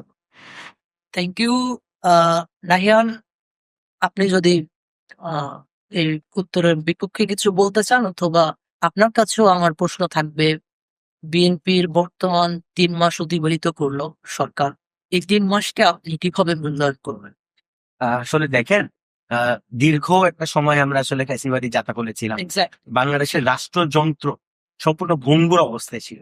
5 আগস্ট পরবর্তী সময়ে যখন ইন্টারিম সরকার দায়িত্ব নিল, ইন্টারিম সরকার আসলে ঠিক মতন দায়িত্বটা তাদের পালন করতে পারে, তাদের দায়িত্বটা পালন করতে পারেনি। কোন অর্থে আমরা দেখতে পেয়েছি কিছুতে কিছু হলেই শাহবাগ, কিছুতে কিছু হলে সচিবালয় ঘেরাও।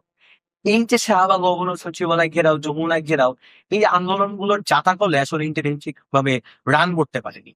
তো এর পরবর্তীতে আমরা 12ই ফেব্রুয়ারি একটা সুস্থ স্বাভাবিক নির্বাচনের মাধ্যমে বাংলাদেশ জাতীয়তাবাদী দল মাননীয় প্রধানমন্ত্রী জনাব তারেক রহমান তার দায়িত্ব গ্রহণ করেছেন। দায়িত্ব গ্রহণ করার পরে তিনি কিন্তু তার যেই ইলেকটোরাল প্রমিস গুলা ছিল, সেই ইলেকটোরাল প্রমিস গুলো পূরণ করতে কিন্তু তিনি বদ্ধপরিকর ভাবে কাজ করে যাচ্ছেন। এবং বিএনপি কিন্তু এই বাংলাদেশে সর্বপ্রথম সংস্কারের রূপরেখা দিয়েছিল রাষ্ট্র কাঠামো মেরামতের 31 দফার মাধ্যমে, এবং সেই 31 দফা এবং বিএনপির যেই নির্বাচনী ইশতেহার ছিল, সেই ইশতেহার অনুযায়ী বিএনপি তার নির্বাচনী প্রমিসেস পূরণ করার জন্য কাজ করে যাচ্ছে। এবং আমরা দেখতে পেয়েছি যে ফ্যামিলি কার্ড এবং কৃষক কার্ডের যেই প্রতিশ্রুতি তারেক রহমান দিয়েছিলেন, সেই প্রতিশ্রুতি বাস্তবায়ন করতে কিন্তু তিনি কাজ করে যাচ্ছেন। আমরা দেখতে পেয়েছি যে খাল খননের যে প্রতিশ্রুতি তারেক রহমান দিয়েছে, সেই প্রতিশ্রুতি বাস্তবায়নে কাজ করে যাচ্ছে। 5 বছরে বৃক্ষরোপণের যে প্রতিশ্রুতি দিয়েছিলেন, সেই প্রতিশ্রুতি বাস্তবায়নে কাজ করে যাচ্ছে।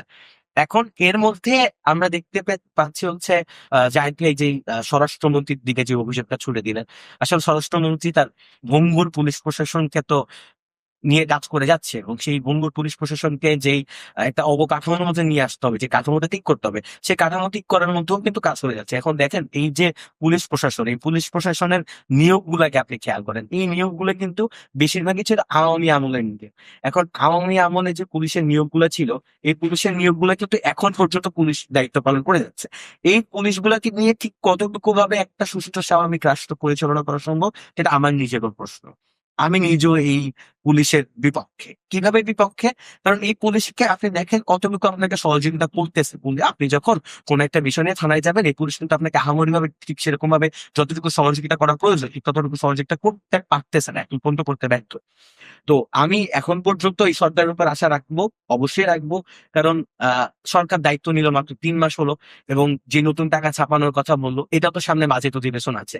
আমরা দেখি বাজেট অধিবেশনে সরকার কি করে, এবং শিক্ষা খাত, স্বাস্থ্য খাতে সরকার বলছিলেন জুলাইয়ের যে আদর্শ, আচ্ছা, সেটা জুলাইয়ের যে জুলাই সনদের কথা যদি আমি বলি, জুলাই সনদের ভাইয়ের যে সংগঠন জাতীয় নাগরিক পার্টি, সেই জাতীয় নাগরিক পার্টি কিন্তু নির্বাচনের পরে এসে জুলাই সনদ স্বীকৃত হয়েছে।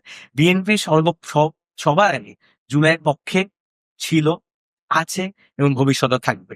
বিএনপি জুলাই সনদের বাস্তবায়নের জন্য কাজ করে যাচ্ছে, এবং বিএনপি আসলে সংবিধান পরিবর্তন বা সংবিধান সংশোধন নিয়ে বিএনপি তার ইলেকটোরাল প্রমিস কিংবা বিএনপি সংসদের প্রথম অধিবেশনে নানান আলাপে বলেছে সংবিধান সংশোধন একটা বিস্তর লম্বা বিষয়। প্রথম অধিবেশনে আমরা দেখেছি বিভিন্ন বিল এবং আইন পাশ হয়েছে, এবং আমরা দেখতে পাচ্ছি সামনে বাজেট অধিবেশনে সেভাবে সম্ভব না হলেও পরবর্তী যে শীতকালীন অধিবেশন রয়েছে, আমরা প্রত্যাশা রাখবো সেই শীতকালীন অধিবেশনে আমরা সংবিধান সংশোধনের বিষয়গুলো দেখতে পাবো।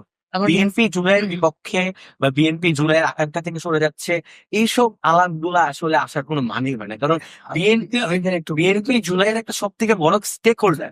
জুলাইয়ে বিএনপির যে অবদান, সেই বিএনপির অবদানকে কেউ কখনো অস্বীকার করতে পারে না। জুলাইয়ের নেতৃত্বে বিএনপি সবসময় ছিল, এবং বিএনপি জুলাইয়ের পক্ষে ছিল, জুলাইয়ের পক্ষে আছে, জুলাইয়ের পক্ষে থাকবে। না, এখানে আমি একটু বলি, মানে রাহিন ভাই যেটা বললেন, আমরা কিন্তু অস্বীকার করতেছি না। আমি যেহেতু আন্দোলনের ফিল্ডে ছিলাম, আমি দেখেছিলাম যে ছাত্র দলের ভাইরা বা অন্যান্য বিএনপি স্টেক হোল্ডার কিভাবে আমাদের সাথে ছিল। প্রথমত হচ্ছে উনি 31 দফা না করেন, প্রথম দফায় কিন্তু ছিল সংস্কার, মানে সংবিধান সংস্কার। এখন তারা এসে বলতেছে এটা সম্ভব না। তারপর উনি বললেন যে এনসিপি নির্বাচনের আগে তারা হচ্ছে এটা সমাবেশ স্বাক্ষর করে, কেন করেছিল না সেটা তারা ব্যাখ্যা দিয়েছিল, কেন হচ্ছে আসলে তখন করে নাই, পরে করেছে। কারণ বেশিরভাগই নোট অফ ডিসেন্ট ছিল বিএনপি। তারপরে মানে স্বয়ং স্বরাষ্ট্রমন্ত্রী তিনি সংসদে দাঁড়িয়ে স্বীকার করলেন তারা হিপোক্রেসি করেছে, তারা জাতির সাথে বেইমানি করেছে। এটা তো আমার কথা না, উনি নিজে বললেন যে আমরা শুধুমাত্র তখন মেনে নিয়েছি যে ইলেকশন যদি পিছিয়ে যায়, সেজন্য আমরা সমর্থন যেগুলো সব মেনে নিয়েছি। আমরা তো এগুলা নিয়ে এদের কনসার্ন না। বিএনপি জুলাইপন্থী দল বলেই তো আমরা হচ্ছে বিএনপি কে সাপোর্ট দিচ্ছি। এই 3 মাসের সরকারকে আপনি বলেন যে এনসিপি বা জামাত একটা রাজনৈতিক এজেন্ডা তাদের এগেনস্টে, আমরা আমাদের ডেমোক্রেটিক বিক্ষোভ প্রদর্শন করতেছি একদমই মিনিমাল ওয়েতে, কিন্তু আমরা কিন্তু সরকারকে কোনো চাপ দিচ্ছি না। কারণ আমরাও সরকারকে সাপোর্ট করতে চাই। বিরোধী দল বলে কি হবে?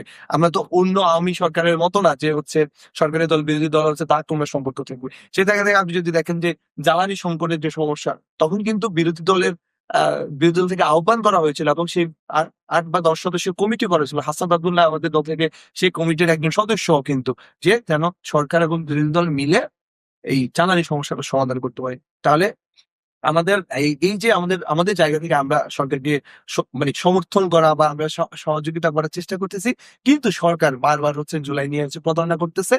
যদিও মাননীয় প্রধানমন্ত্রী তারেক রহমান বলেছেন জুলাই সনদের প্রতিটি অক্ষর তারা ধাপে ধাপে বাস্তবায়ন করবেন। এখন একটা ইলেকট্রাল প্রমিস পূরণ করার জন্য আপনাকে সময় দিতে হবে, মানে মানে আরেকটা জিনিস বলতে ভুলে গেছি, তো আপনার আমি নিয়ে বলি, ভাইও তো একটু মিস করে গেছে। আমি যদি ইন্টারন্যাশনাল অ্যাফেয়ার্স সেক্রেটারি, আমার প্রত্যেকটা ইন্টারন্যাশনাল মিডিয়ার সাথে আমার রেগুলার কাজ করতে হয়।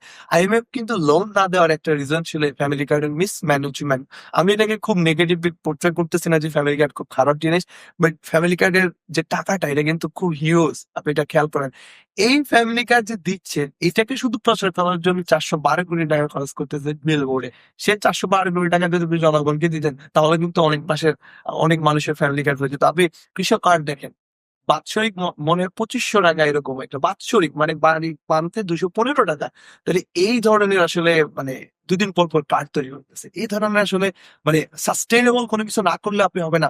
আর বিএনপি যে ধাপে ধাপে করতেছে এটা একটা উদাহরণ দিই। আপনি যদি দেখেন যে প্রত্যেকটা গণঅভ্যুত্থানের পরে হচ্ছে বিএনপি সবচেয়ে বেশি ম্যানিপুলেট, 75-এর পরে যখন অ্যাসাসিনেশনটা হয় এরপর পরই মানে জিয়াউর রহমানের শহীদ প্রেসিডেন্ট জিয়াউর রহমানের মাধ্যমে বিএনপির প্রতিষ্ঠা এবং বিএনপি ক্ষমতা পায়। এরপরে ধরেন আপনি যদি 89 বা 90 যে গণঅভ্যুত্থান, এরপর পরে বিএনপি ক্ষমতা আসে। আবারও 24-এর গণঅভ্যুত্থানের পরে বিএনপি ক্ষমতা আসে। কিন্তু বিগত কারণ দুইবারে বিগত 24-এর পর বড় কোনো দল নেই বিএনপি। মানে তিনবার সেম কাহিনী হলো যে বিএনপি যে সবগুলো গণঅভ্যুত্থানের পরপরই ক্ষমতা এসেছে, কিন্তু তারা তাদের প্রমিসটা পূরণ করে নাই বিগত দুইবার। সেজন্য আমরা আসলে বিশ্বাস করতে খুবই কষ্ট হচ্ছে যে বিএনপি ধাপে ধাপে বলতে গেলে কি 5 বছর শেষ হয়ে যায়। এবং যেখানে স্বরাষ্ট্রমন্ত্রী স্বয়ং সংসদের মহান সংসদে দাঁড়িয়ে নিজে বলেছে যে আমরা তো গণভোট এবং এটার জন্য স্বাক্ষর করেছেন নির্বাচনের জন্য, এবং সংসদের মাননীয় স্পিকার তিনিও কোন প্রোগ্রামে বলেছিলেন যে গণভোট গণভোট কিছু না, আমরা তো নির্বাচনের জন্য এটা। কিন্তু স্বরাষ্ট্রমন্ত্রী তো পার্লামেন্টে দাঁড়িয়ে বললেন 72-এর সংবিধান কেন ভালো লাগে না। তো কেন ভালো লাগে না আপনাদের? মানে 72 ওই যে এটা তো মুজিববাদী সংবিধান, এর জন্য তো আমাদের নেতারা প্রত্যেক দিনই বলতেছে। আপনি জুলাইপন্থী যতগুলো দল আছে সবাই, বিএনপি এখন যদিও এটা খুব প্রেম দেখাচ্ছে ঠিক, ইলেকশন আগে বিএনপির কাছে 72 সংবিধান, 72 সংবিধানটা তো হচ্ছে একটা চুরি করা সংবিধান। এটা তো বাংলাদেশের মানে ওন কনস্টিটিউশন না, এটা একটা কনস্টিটিউশনকে ধার করে কোন রকম হচ্ছে রিরাইট করে হচ্ছে কোন রকম আপনার আওয়ামী, যেমন তখন শেখ মুজিব ক্ষমতায় আসার যে লোভ, সেটা সবাই দেখেছে কিভাবে শেখ মুজিবকে ক্ষমতায় আনা যায়, কখনো সে প্রেসিডেন্ট কখনো সে প্রাইম মিনিস্টার। এই যে টেন্ডেন্সির জন্য ওই সংবিধানটা তখন মূলত লেখা হয়। ওই সংবিধানকে ধাপে ধাপে পরিবর্তন করছে, সবচেয়ে বেশি পরিবর্তন করছে আওয়ামী লীগ তাদের জন্য। যখনই বিএনপি, এটা মজার ব্যাপার বলি, এটা আমি সবসময় আলোচনায় দিই, যখন 91-তে যখন খালেদা জিয়ার সরকারে, তখন আওয়ামী লীগ আন্দোলন করতেছে, 96-তে এসে জামাত এবং আওয়ামী লীগ মিলে যে তত্ত্বাবধায়ক চাই, তখন বিএনপি তত্ত্বাবধায়ক দিচ্ছিল। বিএনপি জোর করে ইলেকশন করার চেষ্টা করতেছিল, করে পরে টিকতে পারে নাই, ছেড়ে দিতে হয়েছে। আবার যখন আওয়ামী লীগ ক্ষমতায় আসে তারা তত্ত্বাবধায়ক উঠাই দিল। আসলে 2001 সাল, এই একটা টার্মে এসে সবচেয়ে শান্তিপূর্ণ পাওয়ার ট্রানজিশনটা। তারপরে ওই যে তত্ত্বাবধায়ক তারা ইয়ে করেছিল। আবার যখন বিএনপি ক্ষমতা এসে 2006 আবার আওয়ামী লীগ আন্দোলন করছে তত্ত্বাবধায়ক। নাইয়া, আমরা নাইয়ানের কাছে যাব। না, আমি শেষ করি আচ্ছা, যে আবার যখন আওয়ামী লীগ ক্ষমতায় আসলো তখন আবার বিএনপি তত্ত্বাবধায়ক চায়। আবার যখন মানে এটা হচ্ছে যখন আমি বিরোধী দলে থাকি তখন সংবিধান ভালো লাগে না, আর যখন সরকারে চলে যায় কারণ সংবিধান তো ওই চেয়ারকে টিকিয়ে রাখার সংবিধান, যেই চেয়ারে যাবে তার জন্য এটা বেনিফিট। এই জন্য বিএনপির এখন আসলে আর 72 সংবিধানের প্রতি অনেক প্রেম জাগতেছে। আমার মনে হয় আপনার বক্তব্য পরিষ্কার। নাহিয়ান, জায়েদ ভাইয়ের 72-এর সংবিধান ভালো লাগে না, কি বলবেন? আচ্ছা, জায়েদ ভাই যে কথাটা বললেন লাস্টে, সেখান থেকে একটু শুরু করি যে বিএনপি নাকি নির্বাচনের আগে বলছে যে বিএনপি সংবিধান মানে না। বিএনপি ঠিক কবে, কখন, কোথায় অফিসিয়াল স্টেটমেন্টে বলেছে যে বিএনপি 72-এর সংবিধান বা বিএনপি বাংলাদেশের সংবিধানকে বিএনপি মানে না বা বিএনপি বাংলাদেশের সংবিধানকে চায় না? এখন আমি জানি যে ভাই কি একটা রেফারেন্স দিন। না, আমি খালেদা জিয়ার reference দিতে দিই। ওটা সংশোধনী হোক যেটাই হোক, কোন একটা কনটেক্সট, এটা আমি জানি, এটা একটা কাটপিস। পঞ্চদশ সংশোধনীর কিন্তু বিএনপি সবসময় যখন বিরোধী দলে ছিল সংবিধানের মোস্ট অফ দ্য জিনিস হচ্ছে বাংলাদেশের সার্বভৌমত্বের সাথে এখন হচ্ছে মানে যে চেহারা থাকে তার পক্ষে যায়। মানে আপনি এখন দেখেন মানে এখনকার বিএনপি তো হাসিনার কোনো জিনিস আছে, শুধু হাসিনা নাই, সেখানে তার প্রমাণ রিপ্লেস হয়ে গেছে। বিএনপি, ভাই এটা একটা ভুল কথা। তাহলে সংবিধান অনুযায়ী না হলে মাথার উপরে বঙ্গবন্ধু হয় শেখ হাসিনার ছবি লাগানোর কথা। সেটা সংবিধান মানতেছে না, আপনি এটা তো সিলেক্টিভ। আপনি যখন আপনি সংসদের উপরে কি আছে এখন? তাহলে তো আপনি সংবিধান মানতেছেন না, সংবিধানের উপরে কি আছে? আপনি তো বিট্রে করতেছেন, আপনি সংবিধান সম্পর্কে মত নিয়ে এসে আপনি সংবিধান জমা করতেছেন। তো বলতেছে এই সংবিধানকে বিএনপি সংস্কার করবে। সংস্কার বলে না, সংস্কার সংস্কার এবং সংশোধনী সংশোধন এবং সংশোধনী হবে না। সংশোধন এক জিনিস, সংস্কারে গিয়ে আমরা সংশোধন চাচ্ছি না, আমরা সংস্কার চাচ্ছি। এবং 31 দফার প্রথম দফাটাই কিন্তু সংস্কার। আপনারা আজকে আপনারা সংস্কার বলতে কি বুঝাচ্ছেন? আপনারা তো বলতেছেন 72 সংবিধানকে বাতিল করে। সংস্কার মানে বাতিল, প্রয়োজন হলে বাতিল হবে, প্রয়োজন হলে বাতিল করে দিয়ে যাচ্ছে। আপনারা তো বর্তমানে সংবিধানকে বাতিল করে আপনারা সংস্কার করেন না। সংস্কার যেভাবে করা যাচ্ছে।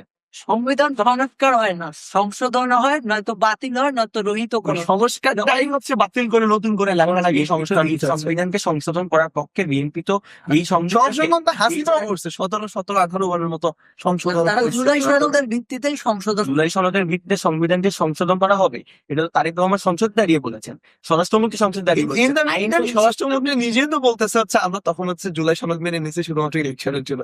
সব তো ওনারাই বলতেছে, আমরা এখানে কি বলি না। সব কোনারাই বলতেছেন, স্বরাষ্ট্রমন্ত্রী যে কথা বলছে, আপনি এর পরবর্তীতে দেখেন প্রথম অধিবেশনে সংবিধান সংশোধন নিয়ে আলাপ হয়েছে কি হয়নি। এর চাচ্ছি না, কারণ এখানে most of the আপনি তো শুনেন, আপনি মানে এই যে বললেন এখানে অনেকগুলো ধারা আছে যেটা আপনি চাইলেও পরিবর্তন করতে পারবেন না, ওইটাই সংবিধানের একটা ধারা। তো ওই ধারাগুলো পরিবর্তন করতে হলে আপনাকে সংবিধানটা ছুঁড়ে ফেলে দিতে হবে। কারণ আপনি দেখেন, আপনি জাতির পিতা হিসেবে শেখ মুজিব কাবিরকে মানতে হবে, অথচ আপনি অ্যাজ এ মন্ত্রী, সরি একজন এমপি হিসেবে আপনি শপথ নিলেন যে আমি এই সংবিধানকে মানি এই ব্যাপারে, কিন্তু আপনি এসে আপনি হচ্ছেন শেখ মুজিব আর শেখ হাসিনার সঙ্গে এই সব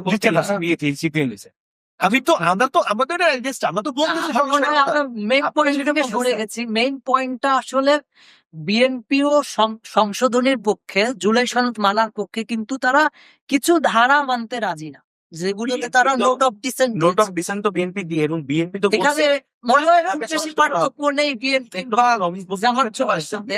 খুব একটা বেশি।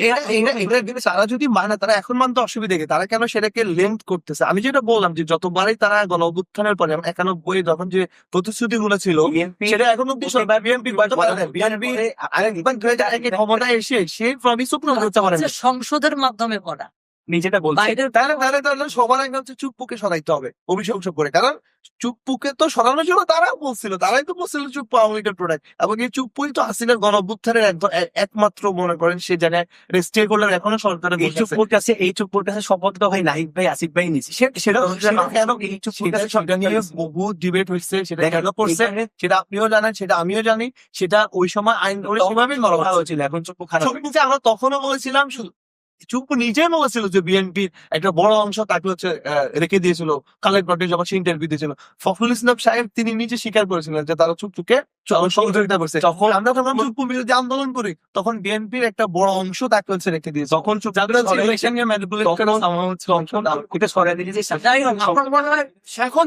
এখন তো না, আমরা তো সেটাই বললাম, আমরা তো বলতো সরকার বলেন, এই সরকার বলেন, কিছু কিছু অনেক কিছুই তারা আসলে থাকতে পারেনি, মানে সংবিধানের ভিতরে থাকতে পারেনি। এটা সম্ভব না।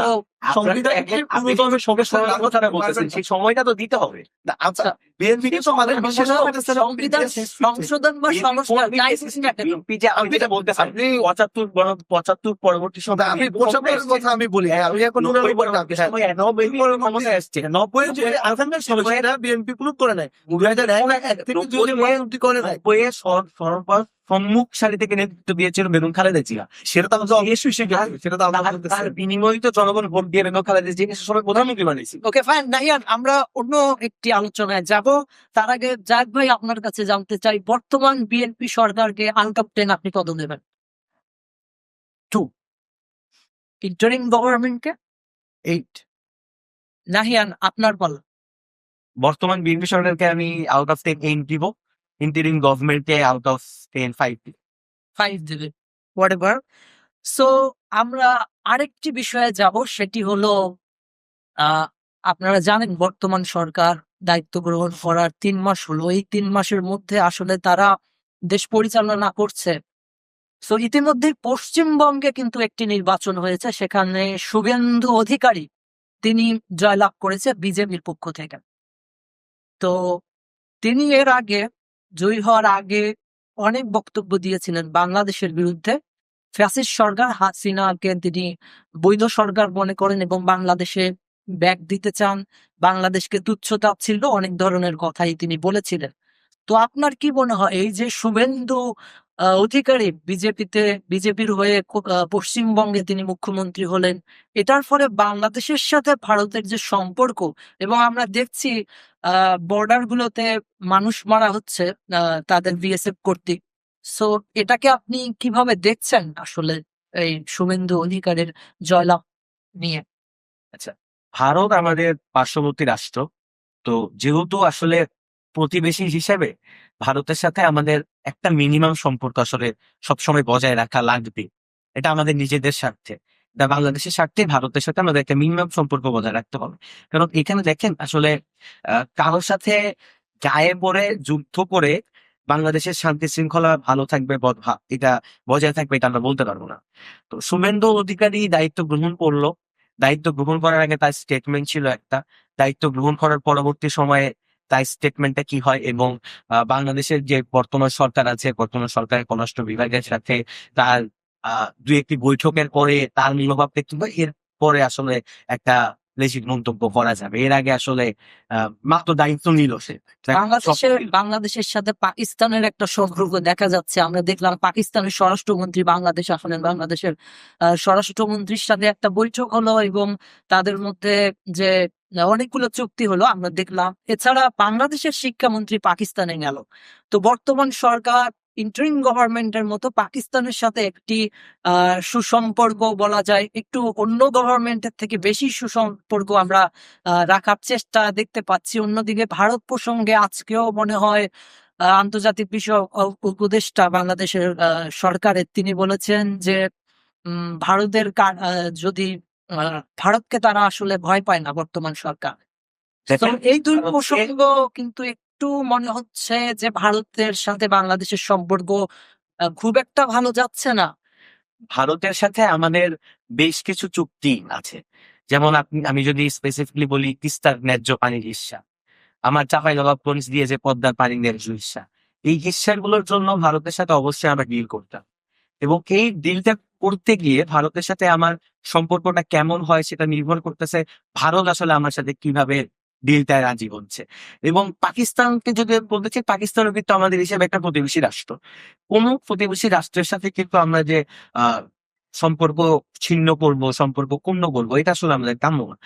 এই পৃথিবীতে বসবাস করার জন্য, একটা রাষ্ট্র হিসেবে পৃথিবীতে সার্ভাইভ করার জন্য আসলে প্রত্যেকটি রাষ্ট্রের সাথে আমার একটা সুসম্পর্ক বজায় রেখে আমার রাষ্ট্রটা পরিচালনা করতে হবে। পাকিস্তানের সাথে আওয়ামী লীগের আমলে আমরা দেখতে পেয়েছি যে পাকিস্তানের সাথে একটা সম্পর্ক খারাপ ছিল। পাকিস্তানের কনসুলেটদেরকে বাংলাদেশে ঠিক সেভাবে আসা যাওয়া করার পারমিশন দেওয়া হতো না। এবং এখন পর্যন্ত আমরা ইন্টারিমের আমলেও কিছু বিষয় দেখেছি যে পাকিস্তান হাই কমিশন থেকে ঠিক মতো ভিসা অ্যাপ্রুভাল গুলো দেওয়া হতো না। কিন্তু আসলে এই ব্যাপারগুলো এভাবে না দেখে, ব্যাপারগুলো যেহেতু প্রতিবেশী রাষ্ট্র, প্রতিবেশী রাষ্ট্রের সাথে আমাদের যতটুকু সম্পর্ক বজায় রাখলে আমার বাংলাদেশ কিংবা আমার রাষ্ট্রের লাভ হচ্ছে, আমি লাভবান হচ্ছি, আমি রাষ্ট্র হিসেবে আমি লাভবান হচ্ছি, সেটা আসলে আমার সেই সম্পর্ক বজায় রাখা। ওকে, থ্যাংক ইউ। জায়েদ ভাই, আপনার কাছে এ প্রসঙ্গে শুনতে চাই। দেখেন, it's like there is a term in foreign diplomacy that you cannot change your neighbor. So আমরা আসলে আমাদের প্রতিবেশী আমরা চেঞ্জ করতে পারবো না। সেই জায়গা থেকে অবশ্যই প্রতিবেশীর সাথে আমাদের সম্পর্ক, তবে হ্যাঁ, এটা হলো ন্যায্য হিস্যা, ইকুয়ালিজম, ফ্রেন্ডলি সম্পর্ক। সেখানে কেউ বস হইতে পারে, কেউ যদি আমাদের এখানে বস হতে চায়, সেটা আমার সবরেনিটি মানে আমার সার্বভৌমত্বের উপর একটা হুমকি। আর শুভেন্দু অধিকারী ওনার ব্যাপারে আসলে এই এলোক নিয়ে কথা বলতে এটা খুবই দুঃখজনক। এটা শুনতে কটু লাগলেও যারা হচ্ছে আসলে গোমূত্রে বিশ্বাস করে তাদের সাথে এটা নিয়ে ডিপ্লোমেসি করে, তাদের সাথে আসলে ডিপ্লোমেসি অনেক কিছু আমাদের আসলে মেনে চলতে হবে। তারপরে যেহেতু উত্তরবঙ্গে আমাদের একদম বর্ডারে যেহেতু তাদের মুখ্যমন্ত্রী বলেন, তিনি যদি আমি আপনার পডকাস্টের মাধ্যমে এই মেসেজটা দিতে চাই, যদি এটা তেনার অব্দি যায়, তিনি যদি চায় হাসিনাকে নিয়ে আসতে, ইজ ওয়ার্মলি ওয়েলকাম। আমরা তাকে ওয়েলকাম করতেছি। আমরা চাই যে হাসিনা আসুক বাংলাদেশে, সে বৈধ হোক অবৈধ হোক সেটা বাংলাদেশের মানুষ ডিসাইড করবে আর কি। আর পাকিস্তানের ব্যাপারে যেটা বলেন, পাকিস্তানের সাথে আসলে আমাদের ধর্মীয় একটা কমন গ্রাউন্ড আছে। আপনি যদি দেখেন 1971 definitely there was a war. So যুদ্ধের সময় অনেক কিছু হয়, সেটা আমরা মানি। বাট আমরা এখন যে জেনারেশন, এই জেনারেশন কেউ যুদ্ধের সাথে সরাসরি কানেক্টেড না, কিন্তু আমাদের ইতিহাসকে আমরা ভুলে গেলে চলবে না। ফার্স্ট আমাদের অবশ্যই এখান থেকে শিক্ষা নিতে হবে, সে জায়গাটাকে মেনটেন করে। অবশ্যই আরেকবার বলতেছি, বস কি দেখাবে এমন কারণ আছে না, অবশ্য আমরা ন্যায্য ইস্যুর মাধ্যমে পাকিস্তানের সাথে ডিপ্লোমেসিটা আমরা করতে চাই। এই জায়গায় আরেকটা সুন্দর ব্যাপার হচ্ছে, গতকালকে পাকিস্তান হচ্ছে Bangladesh Pakistan knowledge corridor, education knowledge corridor উদ্বোধন করে, এবং আপনাকে আপনার মাধ্যমে আমি জানাচ্ছি যে ওরা প্রায় 500 স্কলারশিপ দিচ্ছে বাংলাদেশিদেরকে, এবং এটা ফরেন ডিপ্লোমেসিতে হিউজ, কোনো দেশ বাংলাদেশকে এত ইয়া দেয় না। একটা স্কলারশিপের ভ্যালু এবং 1,20,00,000 টাকার সমপর্যায়ে, এটাকে যদি আপনি তাদের রেমুনারেশন এন্ড এভরিথিং হিসাব করেন, সো এটা হিউজ, এটা অন্য কোনো দেশ আমাদের দিচ্ছে না। তাহলে যে আমাকে হচ্ছে সুযোগ সুবিধা দিবে, বিনিময়ে খুব বেশি কিছু চাইবে না, তার সাথে তো ডেফিনেটলি আমি এই সম্পর্ক করবো। এটাকে আমি মনে করি যে ডিপ্লোমেসি জায়গা থেকে বাংলাদেশ গভর্নমেন্ট ভালো করতেছে। এবং যেটা বললেন যে adviser to PM, like foreign adviser to PM যিনি ছিলেন, উনি বললেন, ওনার কথাকে আমি অ্যাপ্রিসিয়েট করি। উনি যদি এই কথার উপর অবিচল থাকতে পারে, কিন্তু ইন দ্য মিন টাইম আমরা দেখতেছি আমার সীমান্তে দুটা লাশ পড়লো রিসেন্টলি। এ ব্যাপারে এখনো আমাদের পররাষ্ট্র মন্ত্রণালয় কোনো ব্রিফিং বা দেখি নাই। কারণ আমি তো চাইবো না যে আমার রাষ্ট্রের একজন নাগরিককে হচ্ছে অন্য রাষ্ট্রের বুলেট এসে তাকে হত্যা করবে। So এটা আমি strongly বলা হয় support করি। সারা পৃথিবীর মধ্যে বাংলাদেশ ভারত বর্ডারের মতো এত জঘন্য বর্ডার আর কোথাও নেই। হ্যাঁ, আপনি দেখেন না, ভারতের সাথে আপনার আরো 2টা বর্ডার আছে, চায়না পাকিস্তানের পাশাপাশি নেপালেরও বর্ডার আছে। আপনি নেপালের কয়জনকে মানে ওরা ইয়ে করেছে আমি জানি না। আপনি দেখেন বালেন শাহ, যিনি নেপালের বর্তমান প্রধানমন্ত্রী, ওনার সাথে সম্ভবত কোন একজন আহ, নিম্ন শ্রেণীর বা ধরেন আমি যদি বলি সচিব পর্যায়ের একজন মিট করতে চেয়েছিলেন, তখন তিনি বলেছিলেন পিএম ছাড়া আপনি কারোর সঙ্গে মিট করবেন না। সো এই যে গার্ডটা, এই গার্ডটা তাদের আছে। আপনি চীনের দিকে দেখেন না, চীনকে তারা তো গুলি করতে পারতেছে। আপনি পাকিস্তানের দিকে দেখেন, পাকিস্তান বর্ডারে তো হয়, যেমন জম্মু কাশ্মীরকে কিন্তু পাকিস্তান এবং একসাথে শেয়ার। আমরা তো স্বামী স্ত্রীর সম্পর্ক এতদিন মজা লেখেছি। সেই জন্যই তো এখন স্ত্রী স্বামীর কাছে চলে গেছে। তো আমার মনে হয় যে যখন ডিভোর্স হয়ে যায়, তখন স্বামী স্ত্রীর সম্পর্ক আর খুব একটা কার্যকর থাকে না। আমি আশা করবো নতুন সরকারের পররাষ্ট্রমন্ত্রী যিনি আছেন, উনি এই ভুলগুলো করবেন না ইনশাল্লাহ, এতটুকু আমরা কামনা করবো। এবং শুভেন্দু অধিকারী উনি কিন্তু অসম্ভব একজন মুসলিম বিদ্বেষী এবং এরকম একজন মানুষ যিনি কি বলবো খুবই উগ্র হিন্দুত্ববাদী একজন নেতা। আমি জানি না ভারতের মানুষের রুচি কি রকম, তারা এরকম একজন মানুষকে আসলে নির্বাচিত করলো, আমার বুঝে আসে। এই ব্যাপারে আমিও কনসার্ন, বাট যেহেতু যেভাবেই হোক ইলেক্টেড, আমরা তো ডেমোক্রেসিতে আমরা তাকে মেনে নিতে হবে। আমরা আমাদের গভর্নমেন্টকে সিলেক্টেড গভর্নমেন্ট হিসেবে মেনে নিয়েছি, তাদেরও যেহেতু ইলেকশন হয়েছে আমরা সেটাকে সম্মান জানাই ডেমোক্রেসিতে। কিন্তু উনি উনি আসলে কট্টরপন্থী, এত কট্টরপন্থী আসলে ডেমোক্রেসিতে কাজ করে না, এবং এটার ফলাফল খুবই খারাপ হবে। কারণ আমাদের দেশে মাইনরিটি হিসেবে হিন্দুরা আছে, আমরা তাদের সাথে সর্বোচ্চ ধর্মীয় সম্প্রীতি বজায় রেখে কাজ করতেছি, এবং আমরা বিশ্বাস করি তারা বাংলাদেশের সিটিজেন। আমাদের ধর্মীয় ভাবেও আমরা সংখ্যালঘুদের উপর নির্যাতন কোনোভাবেই কামড়, এবং আমরা বিশ্বাস করি যে পশ্চিমবঙ্গের সরকার এই ধরনের কট্টর হিন্দুত্ববাদী আচরণ থেকে বেরিয়ে আসবে, মুসলমানদের প্রতি তাদের যে কি বলে ঘৃণা কিংবা অপারেশন, যেটা অনেকটা কমিয়ে আনবে। Thank you Nahiyan. এবার আমরা এই পর্বে কিছু পলিটিক্যাল পার্সনের নাম আমি বলবো, সেই পলিটিক্যাল পার্সনের নামের শেষে আপনি ছোট্ট একটি মন্তব্য অথবা বিশ্লেষণ যোগ করতে পারেন। প্রথম নাম আসিফ মাহমুদ সজীব ভুইয়া। আসিফ ভাইকে আমি যথেষ্ট সম্মান করি। উনি ফ্যাসিবাদ বিরোধী আন্দোলনে 24শে গণঅভ্যুত্থানের অনেক আগে থেকেই রাজপথে সম্মুখসারী যোদ্ধা হিসেবে কাজ করেছেন, ভূমিকা রেখেছেন। কিন্তু তার ছাত্র উপদেষ্টা থাকাকালীন সময়ে নানান ধরনের তার বিরুদ্ধে নানান অপকরণের আমরা দেখতে পেয়েছি যে তিনি তার নামে নানা অভিযোগ রয়েছে, নানা অপকরণ অভিযোগ রয়েছে। এই বিষয়গুলোতে আসলে তার খোলাসা করা উচিত। Okay fine. হাসনাত আব্দুল্লাহ। আহ হাসনাত আব্দুল্লাহ উনি ভালো একজন মানুষ। দেখেছি যে ওনার এলাকার লোকজন ওনাকে ভালো সম্মান করে, ভালো একটা ভোট পেয়ে উনি নির্বাচিত হয়েছে, সংসদে এসেছেন। কিন্তু স্পিকারের ভাষায় আমি বলতে চাই যে সেটা জাতীয় সংসদ, এটা শাহবাগ নূর না। ওকে, শিক্ষামন্ত্রী এহসানুল হক মিলন। এহসানুল হক মিলন সাহেবকে আমি এতটুকু পরামর্শ দিতে চাই আসলে আপনার মাধ্যমে, যে 2001 থেকে 2006 উনি খুব দারুণ ভাবে ওনার শিক্ষামন্ত্রীর দায়িত্ব পালন করেছেন, এবং এই টার্মটাতে যাতে উনি 1 থেকে 6 যে গাফিলতি গুলো ছিল বা যে ভুলগুলো ছিল, সেই ভুলগুলোকে শুধরে উনি যাতে বাংলাদেশের যে শিক্ষা ব্যবস্থাটা আছে সেই শিক্ষা ব্যবস্থাটাকে ভালো মতন গড়ে তুলতে পারেন। এবং আমরা হাসিনার রেজিমে যেটা দেখেছি যে IMGPFI যে জেনারেশন তৈরি হয়েছে, সেই IMGPFI জেনারেশন থেকে বের হয়ে এসে বর্তমান শিক্ষা ব্যবস্থার আলোকে এবং এই শিক্ষা ব্যবস্থার মধ্যে বর্তমান যারা শিক্ষার্থী আছে সেই শিক্ষার্থীরা যাতে একটা ভালো ছোট শিক্ষা বড় ব্যবস্থার বলতে মধ্যে থাকতে পারে সেটাই। র্যাপিড ফায়ার তো সংসদ সদস্য ফজলুর রহমান, বীর মুক্তিযোদ্ধা মানুষ, উনি মুক্তিযুদ্ধকে ধারণ করেন, এই জন্য ওনার প্রতি আমার যথেষ্ট সম্মান রয়েছে। মির্জা ফখরুল ইসলাম আলমগীর, মির্জা ফখরুল ইসলাম আলমগীর উনি আসলে এমন একজন ব্যক্তিত্ব যে ব্যক্তিত্ব আসলে ফ্যাসিবাদ বিরোধী বিশাল একটা সময়ে নেতৃত্ব দিয়েছেন এবং ওনার ব্যক্তিত্ব যথেষ্ট স্ট্রং এবং ওনাকে আমি যথেষ্ট সম্মান করি। নাসির উদ্দিন পাটোয়ারি, ভাই জোকার মানুষ নেই কথা না। Water delivery whatever, Tarek Rahman, Tarek Rahman বাংলাদেশের ইতিহাসে একজন নির্যাতিত ব্যক্তি, বাবা হারিয়েছেন কম বয়সে, নিজের জীবনের একটা সুবর্ণ সময়ে এসে তার মাকে হারিয়েছেন।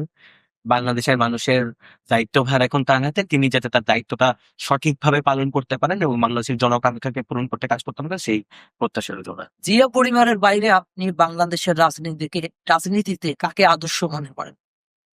জিয়া পরিবারের বাইরে বাংলাদেশের রাজনীতিতে মির্জা ফখরুল ইসলাম আলমগীর একজন ব্যক্তিত্ব, যে ব্যক্তিত্ব আসলে বাংলাদেশের মানুষের জন্য একটা আইডল হয়ে দাঁড়াতে পারে। আমি নাহিদ ভাইকে যথেষ্ট সম্মান করি। নাহিদ ভাই সেই ব্যক্তিত্ব হওয়ার চান্স হয়েছে যিনি কোন একটা সময় এসে বাংলাদেশের মানুষের কণ্ঠস্বর হয়ে উঠবে। ওকে, আমরা এখন রেজায়ার অফ চাই আপনার কাছে আসবো, আমি কিছু নাম বলবো, আপনি সেই নামের সাথে ছোট্ট করে মন্তব্য অথবা বিশ্লেষণ যোগ করবেন। প্রথম নাম আসিফ মাহমুদ সজীব ভুইয়া। উনি হচ্ছে আমার কাছে অনুপ্রেরণা, কারণ হচ্ছে এত ইয়াংগেস্ট বয়সে মন্ত্রিত্বের মতো একটা জায়গায় থেকেছিলেন।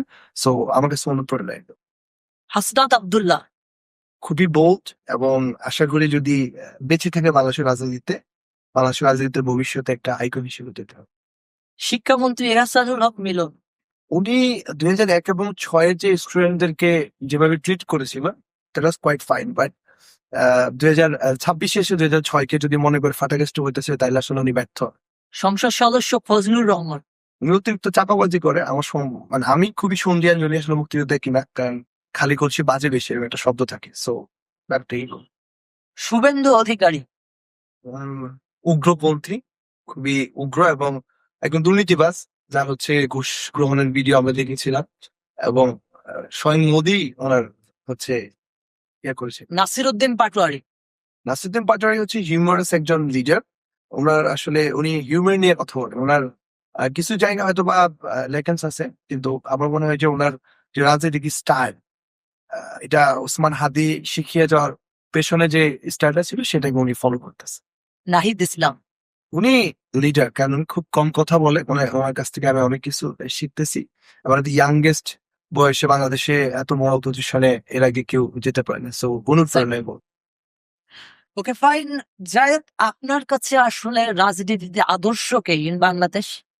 বাংলাদেশের রাজনীতিতে আদর্শ, মানে এটা একটা খুব টাফ জিনিস, কারণ আমি নিজে হচ্ছে আমার আদর্শ। কেন আমার হচ্ছে যেটা হলো, বাংলাদেশের রাজনীতিতে কাউকে আদর্শ আপনি ধরে রাখতে পারবেন না। প্রতিটা মানুষেরই কোনো না কোনো হচ্ছে নেগেটিভ ইম্প্যাক্ট ক্রিয়েট করে। ধরেন আপনি যদি আওয়ামী লীগের কথা বলেন, তারা শেখ মুজিবকে আদর্শ ধরে যেত। তখন যেটা হতো, 72 থেকে 75 পরবর্তী যে তার যে লুটপাট সন্ত্রাসী কার্যক্রম, সেগুলোকে তারা কিন্তু চোখ দেখে না, কারণ তার আদর্শ দাবি। আপনি যদি জিয়াউর রহমানের কথা বলেন বা খালেদা জিয়ার কথা বলেন, তারেক রহমানের কথা বলেন, আমরা জানি যে হাওয়া ভবনের ঘটনা, কিন্তু যখন তারা আদর্শ ধরে নিতে যায়, তখন কিন্তু ওই জায়গাটাকে তারা স্কিপ করে। সো এই জন্য আমি আসলে আদর্শ ধরে নিতে খুবই কি বলে মানে অনিচ্ছুক, যে কাউকে আদর্শ ধরে নিলে হয়তো বা সেটা পরবর্তীতে আমার জন্য ক্ষতিকর হবে, যে আমি কোন একটা অর্সের এগেনস্টে কথা বলবো না। কিন্তু আমার আদর্শ হচ্ছে বাংলাদেশ পন্থা, যে বাংলাদেশ পন্থী রাজনীতি করবে, বাংলাদেশের স্বার্থ রাজনীতি করবে, সে আমার আদর্শ হবে। Thank you so much. Nahiyan, আমরা সব গেস্টকে একটি প্রশ্ন করি প্রোগ্রামের শেষের দিকে, সেটি হচ্ছে হোয়াট ইজ লাইফ? এখন এই পর্যায়ে এসে জীবনটা আসলে জীবন কি, এটা আমার জন্য খুব কঠিন একটা প্রশ্ন। কারণ 24 পরবর্তী সময়ে রাজনীতিতে এত পরিমাণ জীবন মানে রাজনীতি। হয়ে গেছে অনেক। জীবন মানে রাজনীতি অনেকটা হয়ে গেছে, এছাড়া আসলে কিছু আপাতত চোখের সামনে রাজনীতি ছাড়া কিছু আসে না। পলিটিক্স এর বাইরে কি করতে পছন্দ করে? পলিটিক্স এর বাইরে আমার আসলে মাঠের রাজনীতিটা পরবর্তী সময়ে কিছুটা কমে গিয়েছে এবং ইন্টালেকচুয়াল পলিটিক্স এর দিকে টুকটাক আগানোর চেষ্টা করছি, বিভিন্ন সভা সেমিনারে অ্যাটেন্ড করার চেষ্টা করি। জানতে শিখতে ভালো লাগে। Thank you. জায়েদ ভাই, একই প্রশ্ন আপনার কাছে। আমরা সব গেস্টকেই এই কথা জিজ্ঞেস করি, হোয়াট ইজ লাইফ? জীবন হচ্ছে একটা আল্লাহ প্রদত্ত একটা আশীর্বাদ। এটা হচ্ছে আমার কাছে মনে হয় একটা অনুভূতি আর ফিলিংস।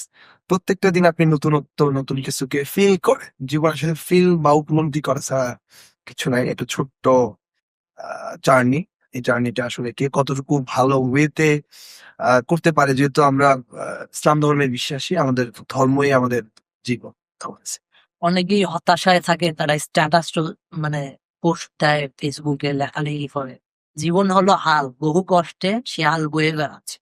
তাদের উদ্দেশ্যে যদি ইন্সপিরেশন মতো কিছু বলেন। এই জীবন আসলে মানে আমার কাছে মনে হয় যেখানে আল্লাহ আমাকে বানিয়েছেন, সেখানে ডেফিনেটলি আল্লাহ আমাকে নিয়ে ভালো কিছু করাবেন। যদিও সেটা আমার কষ্ট হয় সাময়িক, কষ্ট কখনো থাকে না। আমি একবার ইত্তেকাফে বসছিলাম, তখন আমার একটা আয়াত খুব পছন্দ হয়েছিল। এটা সম্ভবত আলিন শিরাতে আছে যে নিশ্চয়ই কষ্টের পরে আছে স্বস্তি, অবশ্যই কষ্টের পরে আছে। So, এটা আল্লাহ বলছে। তা আল্লাহ যেখানে আমাকে কনফার্ম করতেছে যে কষ্টের পর পরে তুমি স্বস্তিটা অনুভব করবা, এবং কেন মানুষ কষ্ট পায়, যাতে সুখ কি জিনিস সেটা বুঝে। আপনি যদি সারাদিন গরুর মাংস পান ভালো, তো আপনি বুঝবেন না আসলে গরুর মাংস ছাড়া অন্য কিছু টেস্ট কেমন, গরুর মাংস আসলে ভালো কি।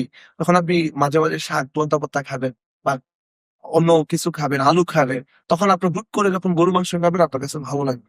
সো জীবনটা আসলে এমনই, আল্লাহ প্রদত্ত সৃষ্টি, এটা হাল না, এটা অন্য কিছু না। আল্লাহ যেহেতু আমাকে বানিয়েছেন, আল্লাহ একটা উদ্দেশ্য নিয়ে আমাকে বানিয়েছেন, আল্লাহর ইবাদত করা। সো ইবাদত করার পাশাপাশি আমার মনে হয় যে আমার রাজনীতিটা ইবাদতের মতোই হোক, যাতে হচ্ছে আমি যদিও ছাত্র সংসদের সাথে যুক্ত, আমি পার্সোনালি ছাত্র সাথে এমন কোনো পলিসি বা এনসিপির এমন কোনো স্টেটমেন্টকে আমি ফলো করি না যেটা আমার রাসূলের এগেইনস্টে যাবে, আমার ধর্মের এগেইনস্টে যাবে, বা আমার মানে আমার ধর্ম চর্চাকে তারা বাধা দিবে। এরকম যদি কখনো কোনো কিছু, আমি ডেফিনেটলি আমার ছাত্রদের দিকে সরে আসবো। কারণ রাজনীতি আমার জীবন হতে পারে না, ধর্মে আমার জীবন। রাজনীতির বাইরে কি করতে পছন্দ করেন? আমি আসলে বাকপটু মানুষ, কথা বলতে খুব ভালো লাগে। আমার নেটওয়ার্কিংটা খুব পছন্দের। আমি কমিউনিকেশন ব্যাপারটা খুব পছন্দ করি। এইজন্য আমি আন্তর্জাতিক বিষয়ক সম্পাদক হিসেবে কাজ করতেছি। বিভিন্ন মানুষের সাথে মিশতে ভালো লাগে। আপনি যত বেশি মানুষের সাথে মিশবেন, তত নতুন নতুন তথ্য জানবেন। তো জানার আগ্রহটা আমার আসলে খুব বেশি। জি। দর্শকদের উদ্দেশ্যে 1 মিনিটে যদি কিছু বলতে চান।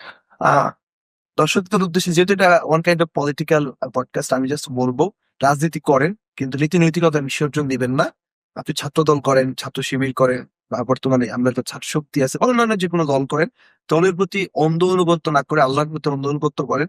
আপনার দল যে সবসময় রাইট ব্যাপারটা এমন না, আপনার দলেরও কোনো না কোনো খারাপ দিক আছে, আপনার নেতারও কোনো না কোনো খারাপ দিক আছে। তো ওই খারাপ দিককে হচ্ছে বৈধতা দিতে গিয়ে আপনি ধর্মের এগেনস্টে যাবেন না। রিসেন্টলি ছাত্র দলের অনেক ভাইদেরকে দেখতেছি, আপনারা হিজাবকে মানে পতিতালয়ের সাথে তুলনা করতেছেন, হিজাব পরে আসতেছে, আর অনেকগুলো নেগেটিভ। আপনি কিন্তু সরাসরি ধর্মের সাথে বিদ্রোহ করতেছেন। আপনারা আমি আশা করবো যে রাজনীতি করতে আসছেন, সমালোচনা করবেন, আলোচনা হবে, আপনি যৌক্তিক ভাবে, কিন্তু এত ডিস্ট্রাকটিভ ক্রিটিসিজমে যাবেন না, যেটা হচ্ছে আপনাকে ধর্মের বাইরে নিয়ে যায়। কারণ দিন শেষে আমাকেও মরতে হবে, আপনাকেও মরতে হবে। রাইয়ান, আমাদের অনুষ্ঠানের শেষ পর্যায়ে চলে এসেছি। একেবারেই শেষ মুহূর্তে যদি দর্শকদের উদ্দেশ্যে 1 মিনিটে কিছু বলতে চান। দর্শকদের উদ্দেশ্যে আমার আসলে এতটুকুই বলার থাকবে যে আহ বাংলাদেশের বর্তমানে যারা আছি আমরা সবাই যাতে অনত আর কিছু না হোক, রাজনীতিটা না করলেও রাজনীতি নিয়ে যাতে সচেতন থাকি এবং বাংলাদেশের পক্ষে থাকি, বাংলাদেশের জন্য। যেমন আমরা 24-এ রাজপথে নেমেছি, যদি আবার কখনো বাংলাদেশের প্রয়োজনে কখনো প্রয়োজন পড়ে আমরা যাতে রাজপথে নামতে দ্বিধা না করি এবং এই বাংলাদেশের জন্য নিজের জীবন উৎসর্গ করতে যদি দ্বিধা না করি, এবং আমাদের নিজেদের যে জীবনটা আছে, নিজেদের জীবনটা নিজেদের নতুন করে যাতে সুন্দরভাবে গুছাই, এতটুকুই প্রত্যাশা। Thank you so much. এসেছে নতুন শিশু, তাকে ছেড়ে দিতে হবে স্থান। জীর্ণ পৃথিবীতে ব্যর্থ মৃত আর ধ্বংসস্তূপ পিঠে। চলে যেতে হবে আমাদের, চলো যাব তবু যতক্ষণ দেহে আছে প্রাণ। প্রাণপণে পৃথিবীর সনব জঞ্জাল। এ পৃথিবীকে শিশুর বাসযোগ্য করে যাব আমি। নবজাতকের কাছে আমার দৃঢ় অঙ্গীকার। আমরা এই পডকাস্টের মাধ্যমে সারা বাংলাদেশের সবচেয়ে উজ্জ্বল, মেধাবী তরুণ রাজনৈতিক নেতৃত্বকে তুলে এনে তাদের কথা শোনার চেষ্টা করব আমাদের এই পডকাস্টের মাধ্যমে। সো আপনারা যারা এতক্ষণ আমাদের এই পডকাস্টটি শুনলেন তাদের সবাইকে অনেক অনেক ধন্যবাদ, এবং অবশ্যই আমাদের অতিথিকে অনেক অনেক কৃতজ্ঞতা এবং অনেক অনেক ধন্যবাদ আমাদেরকে সময় দেওয়ার জন্য। সবাই ভালো থাকবেন দর্শক। আসসালামু আলাইকুম।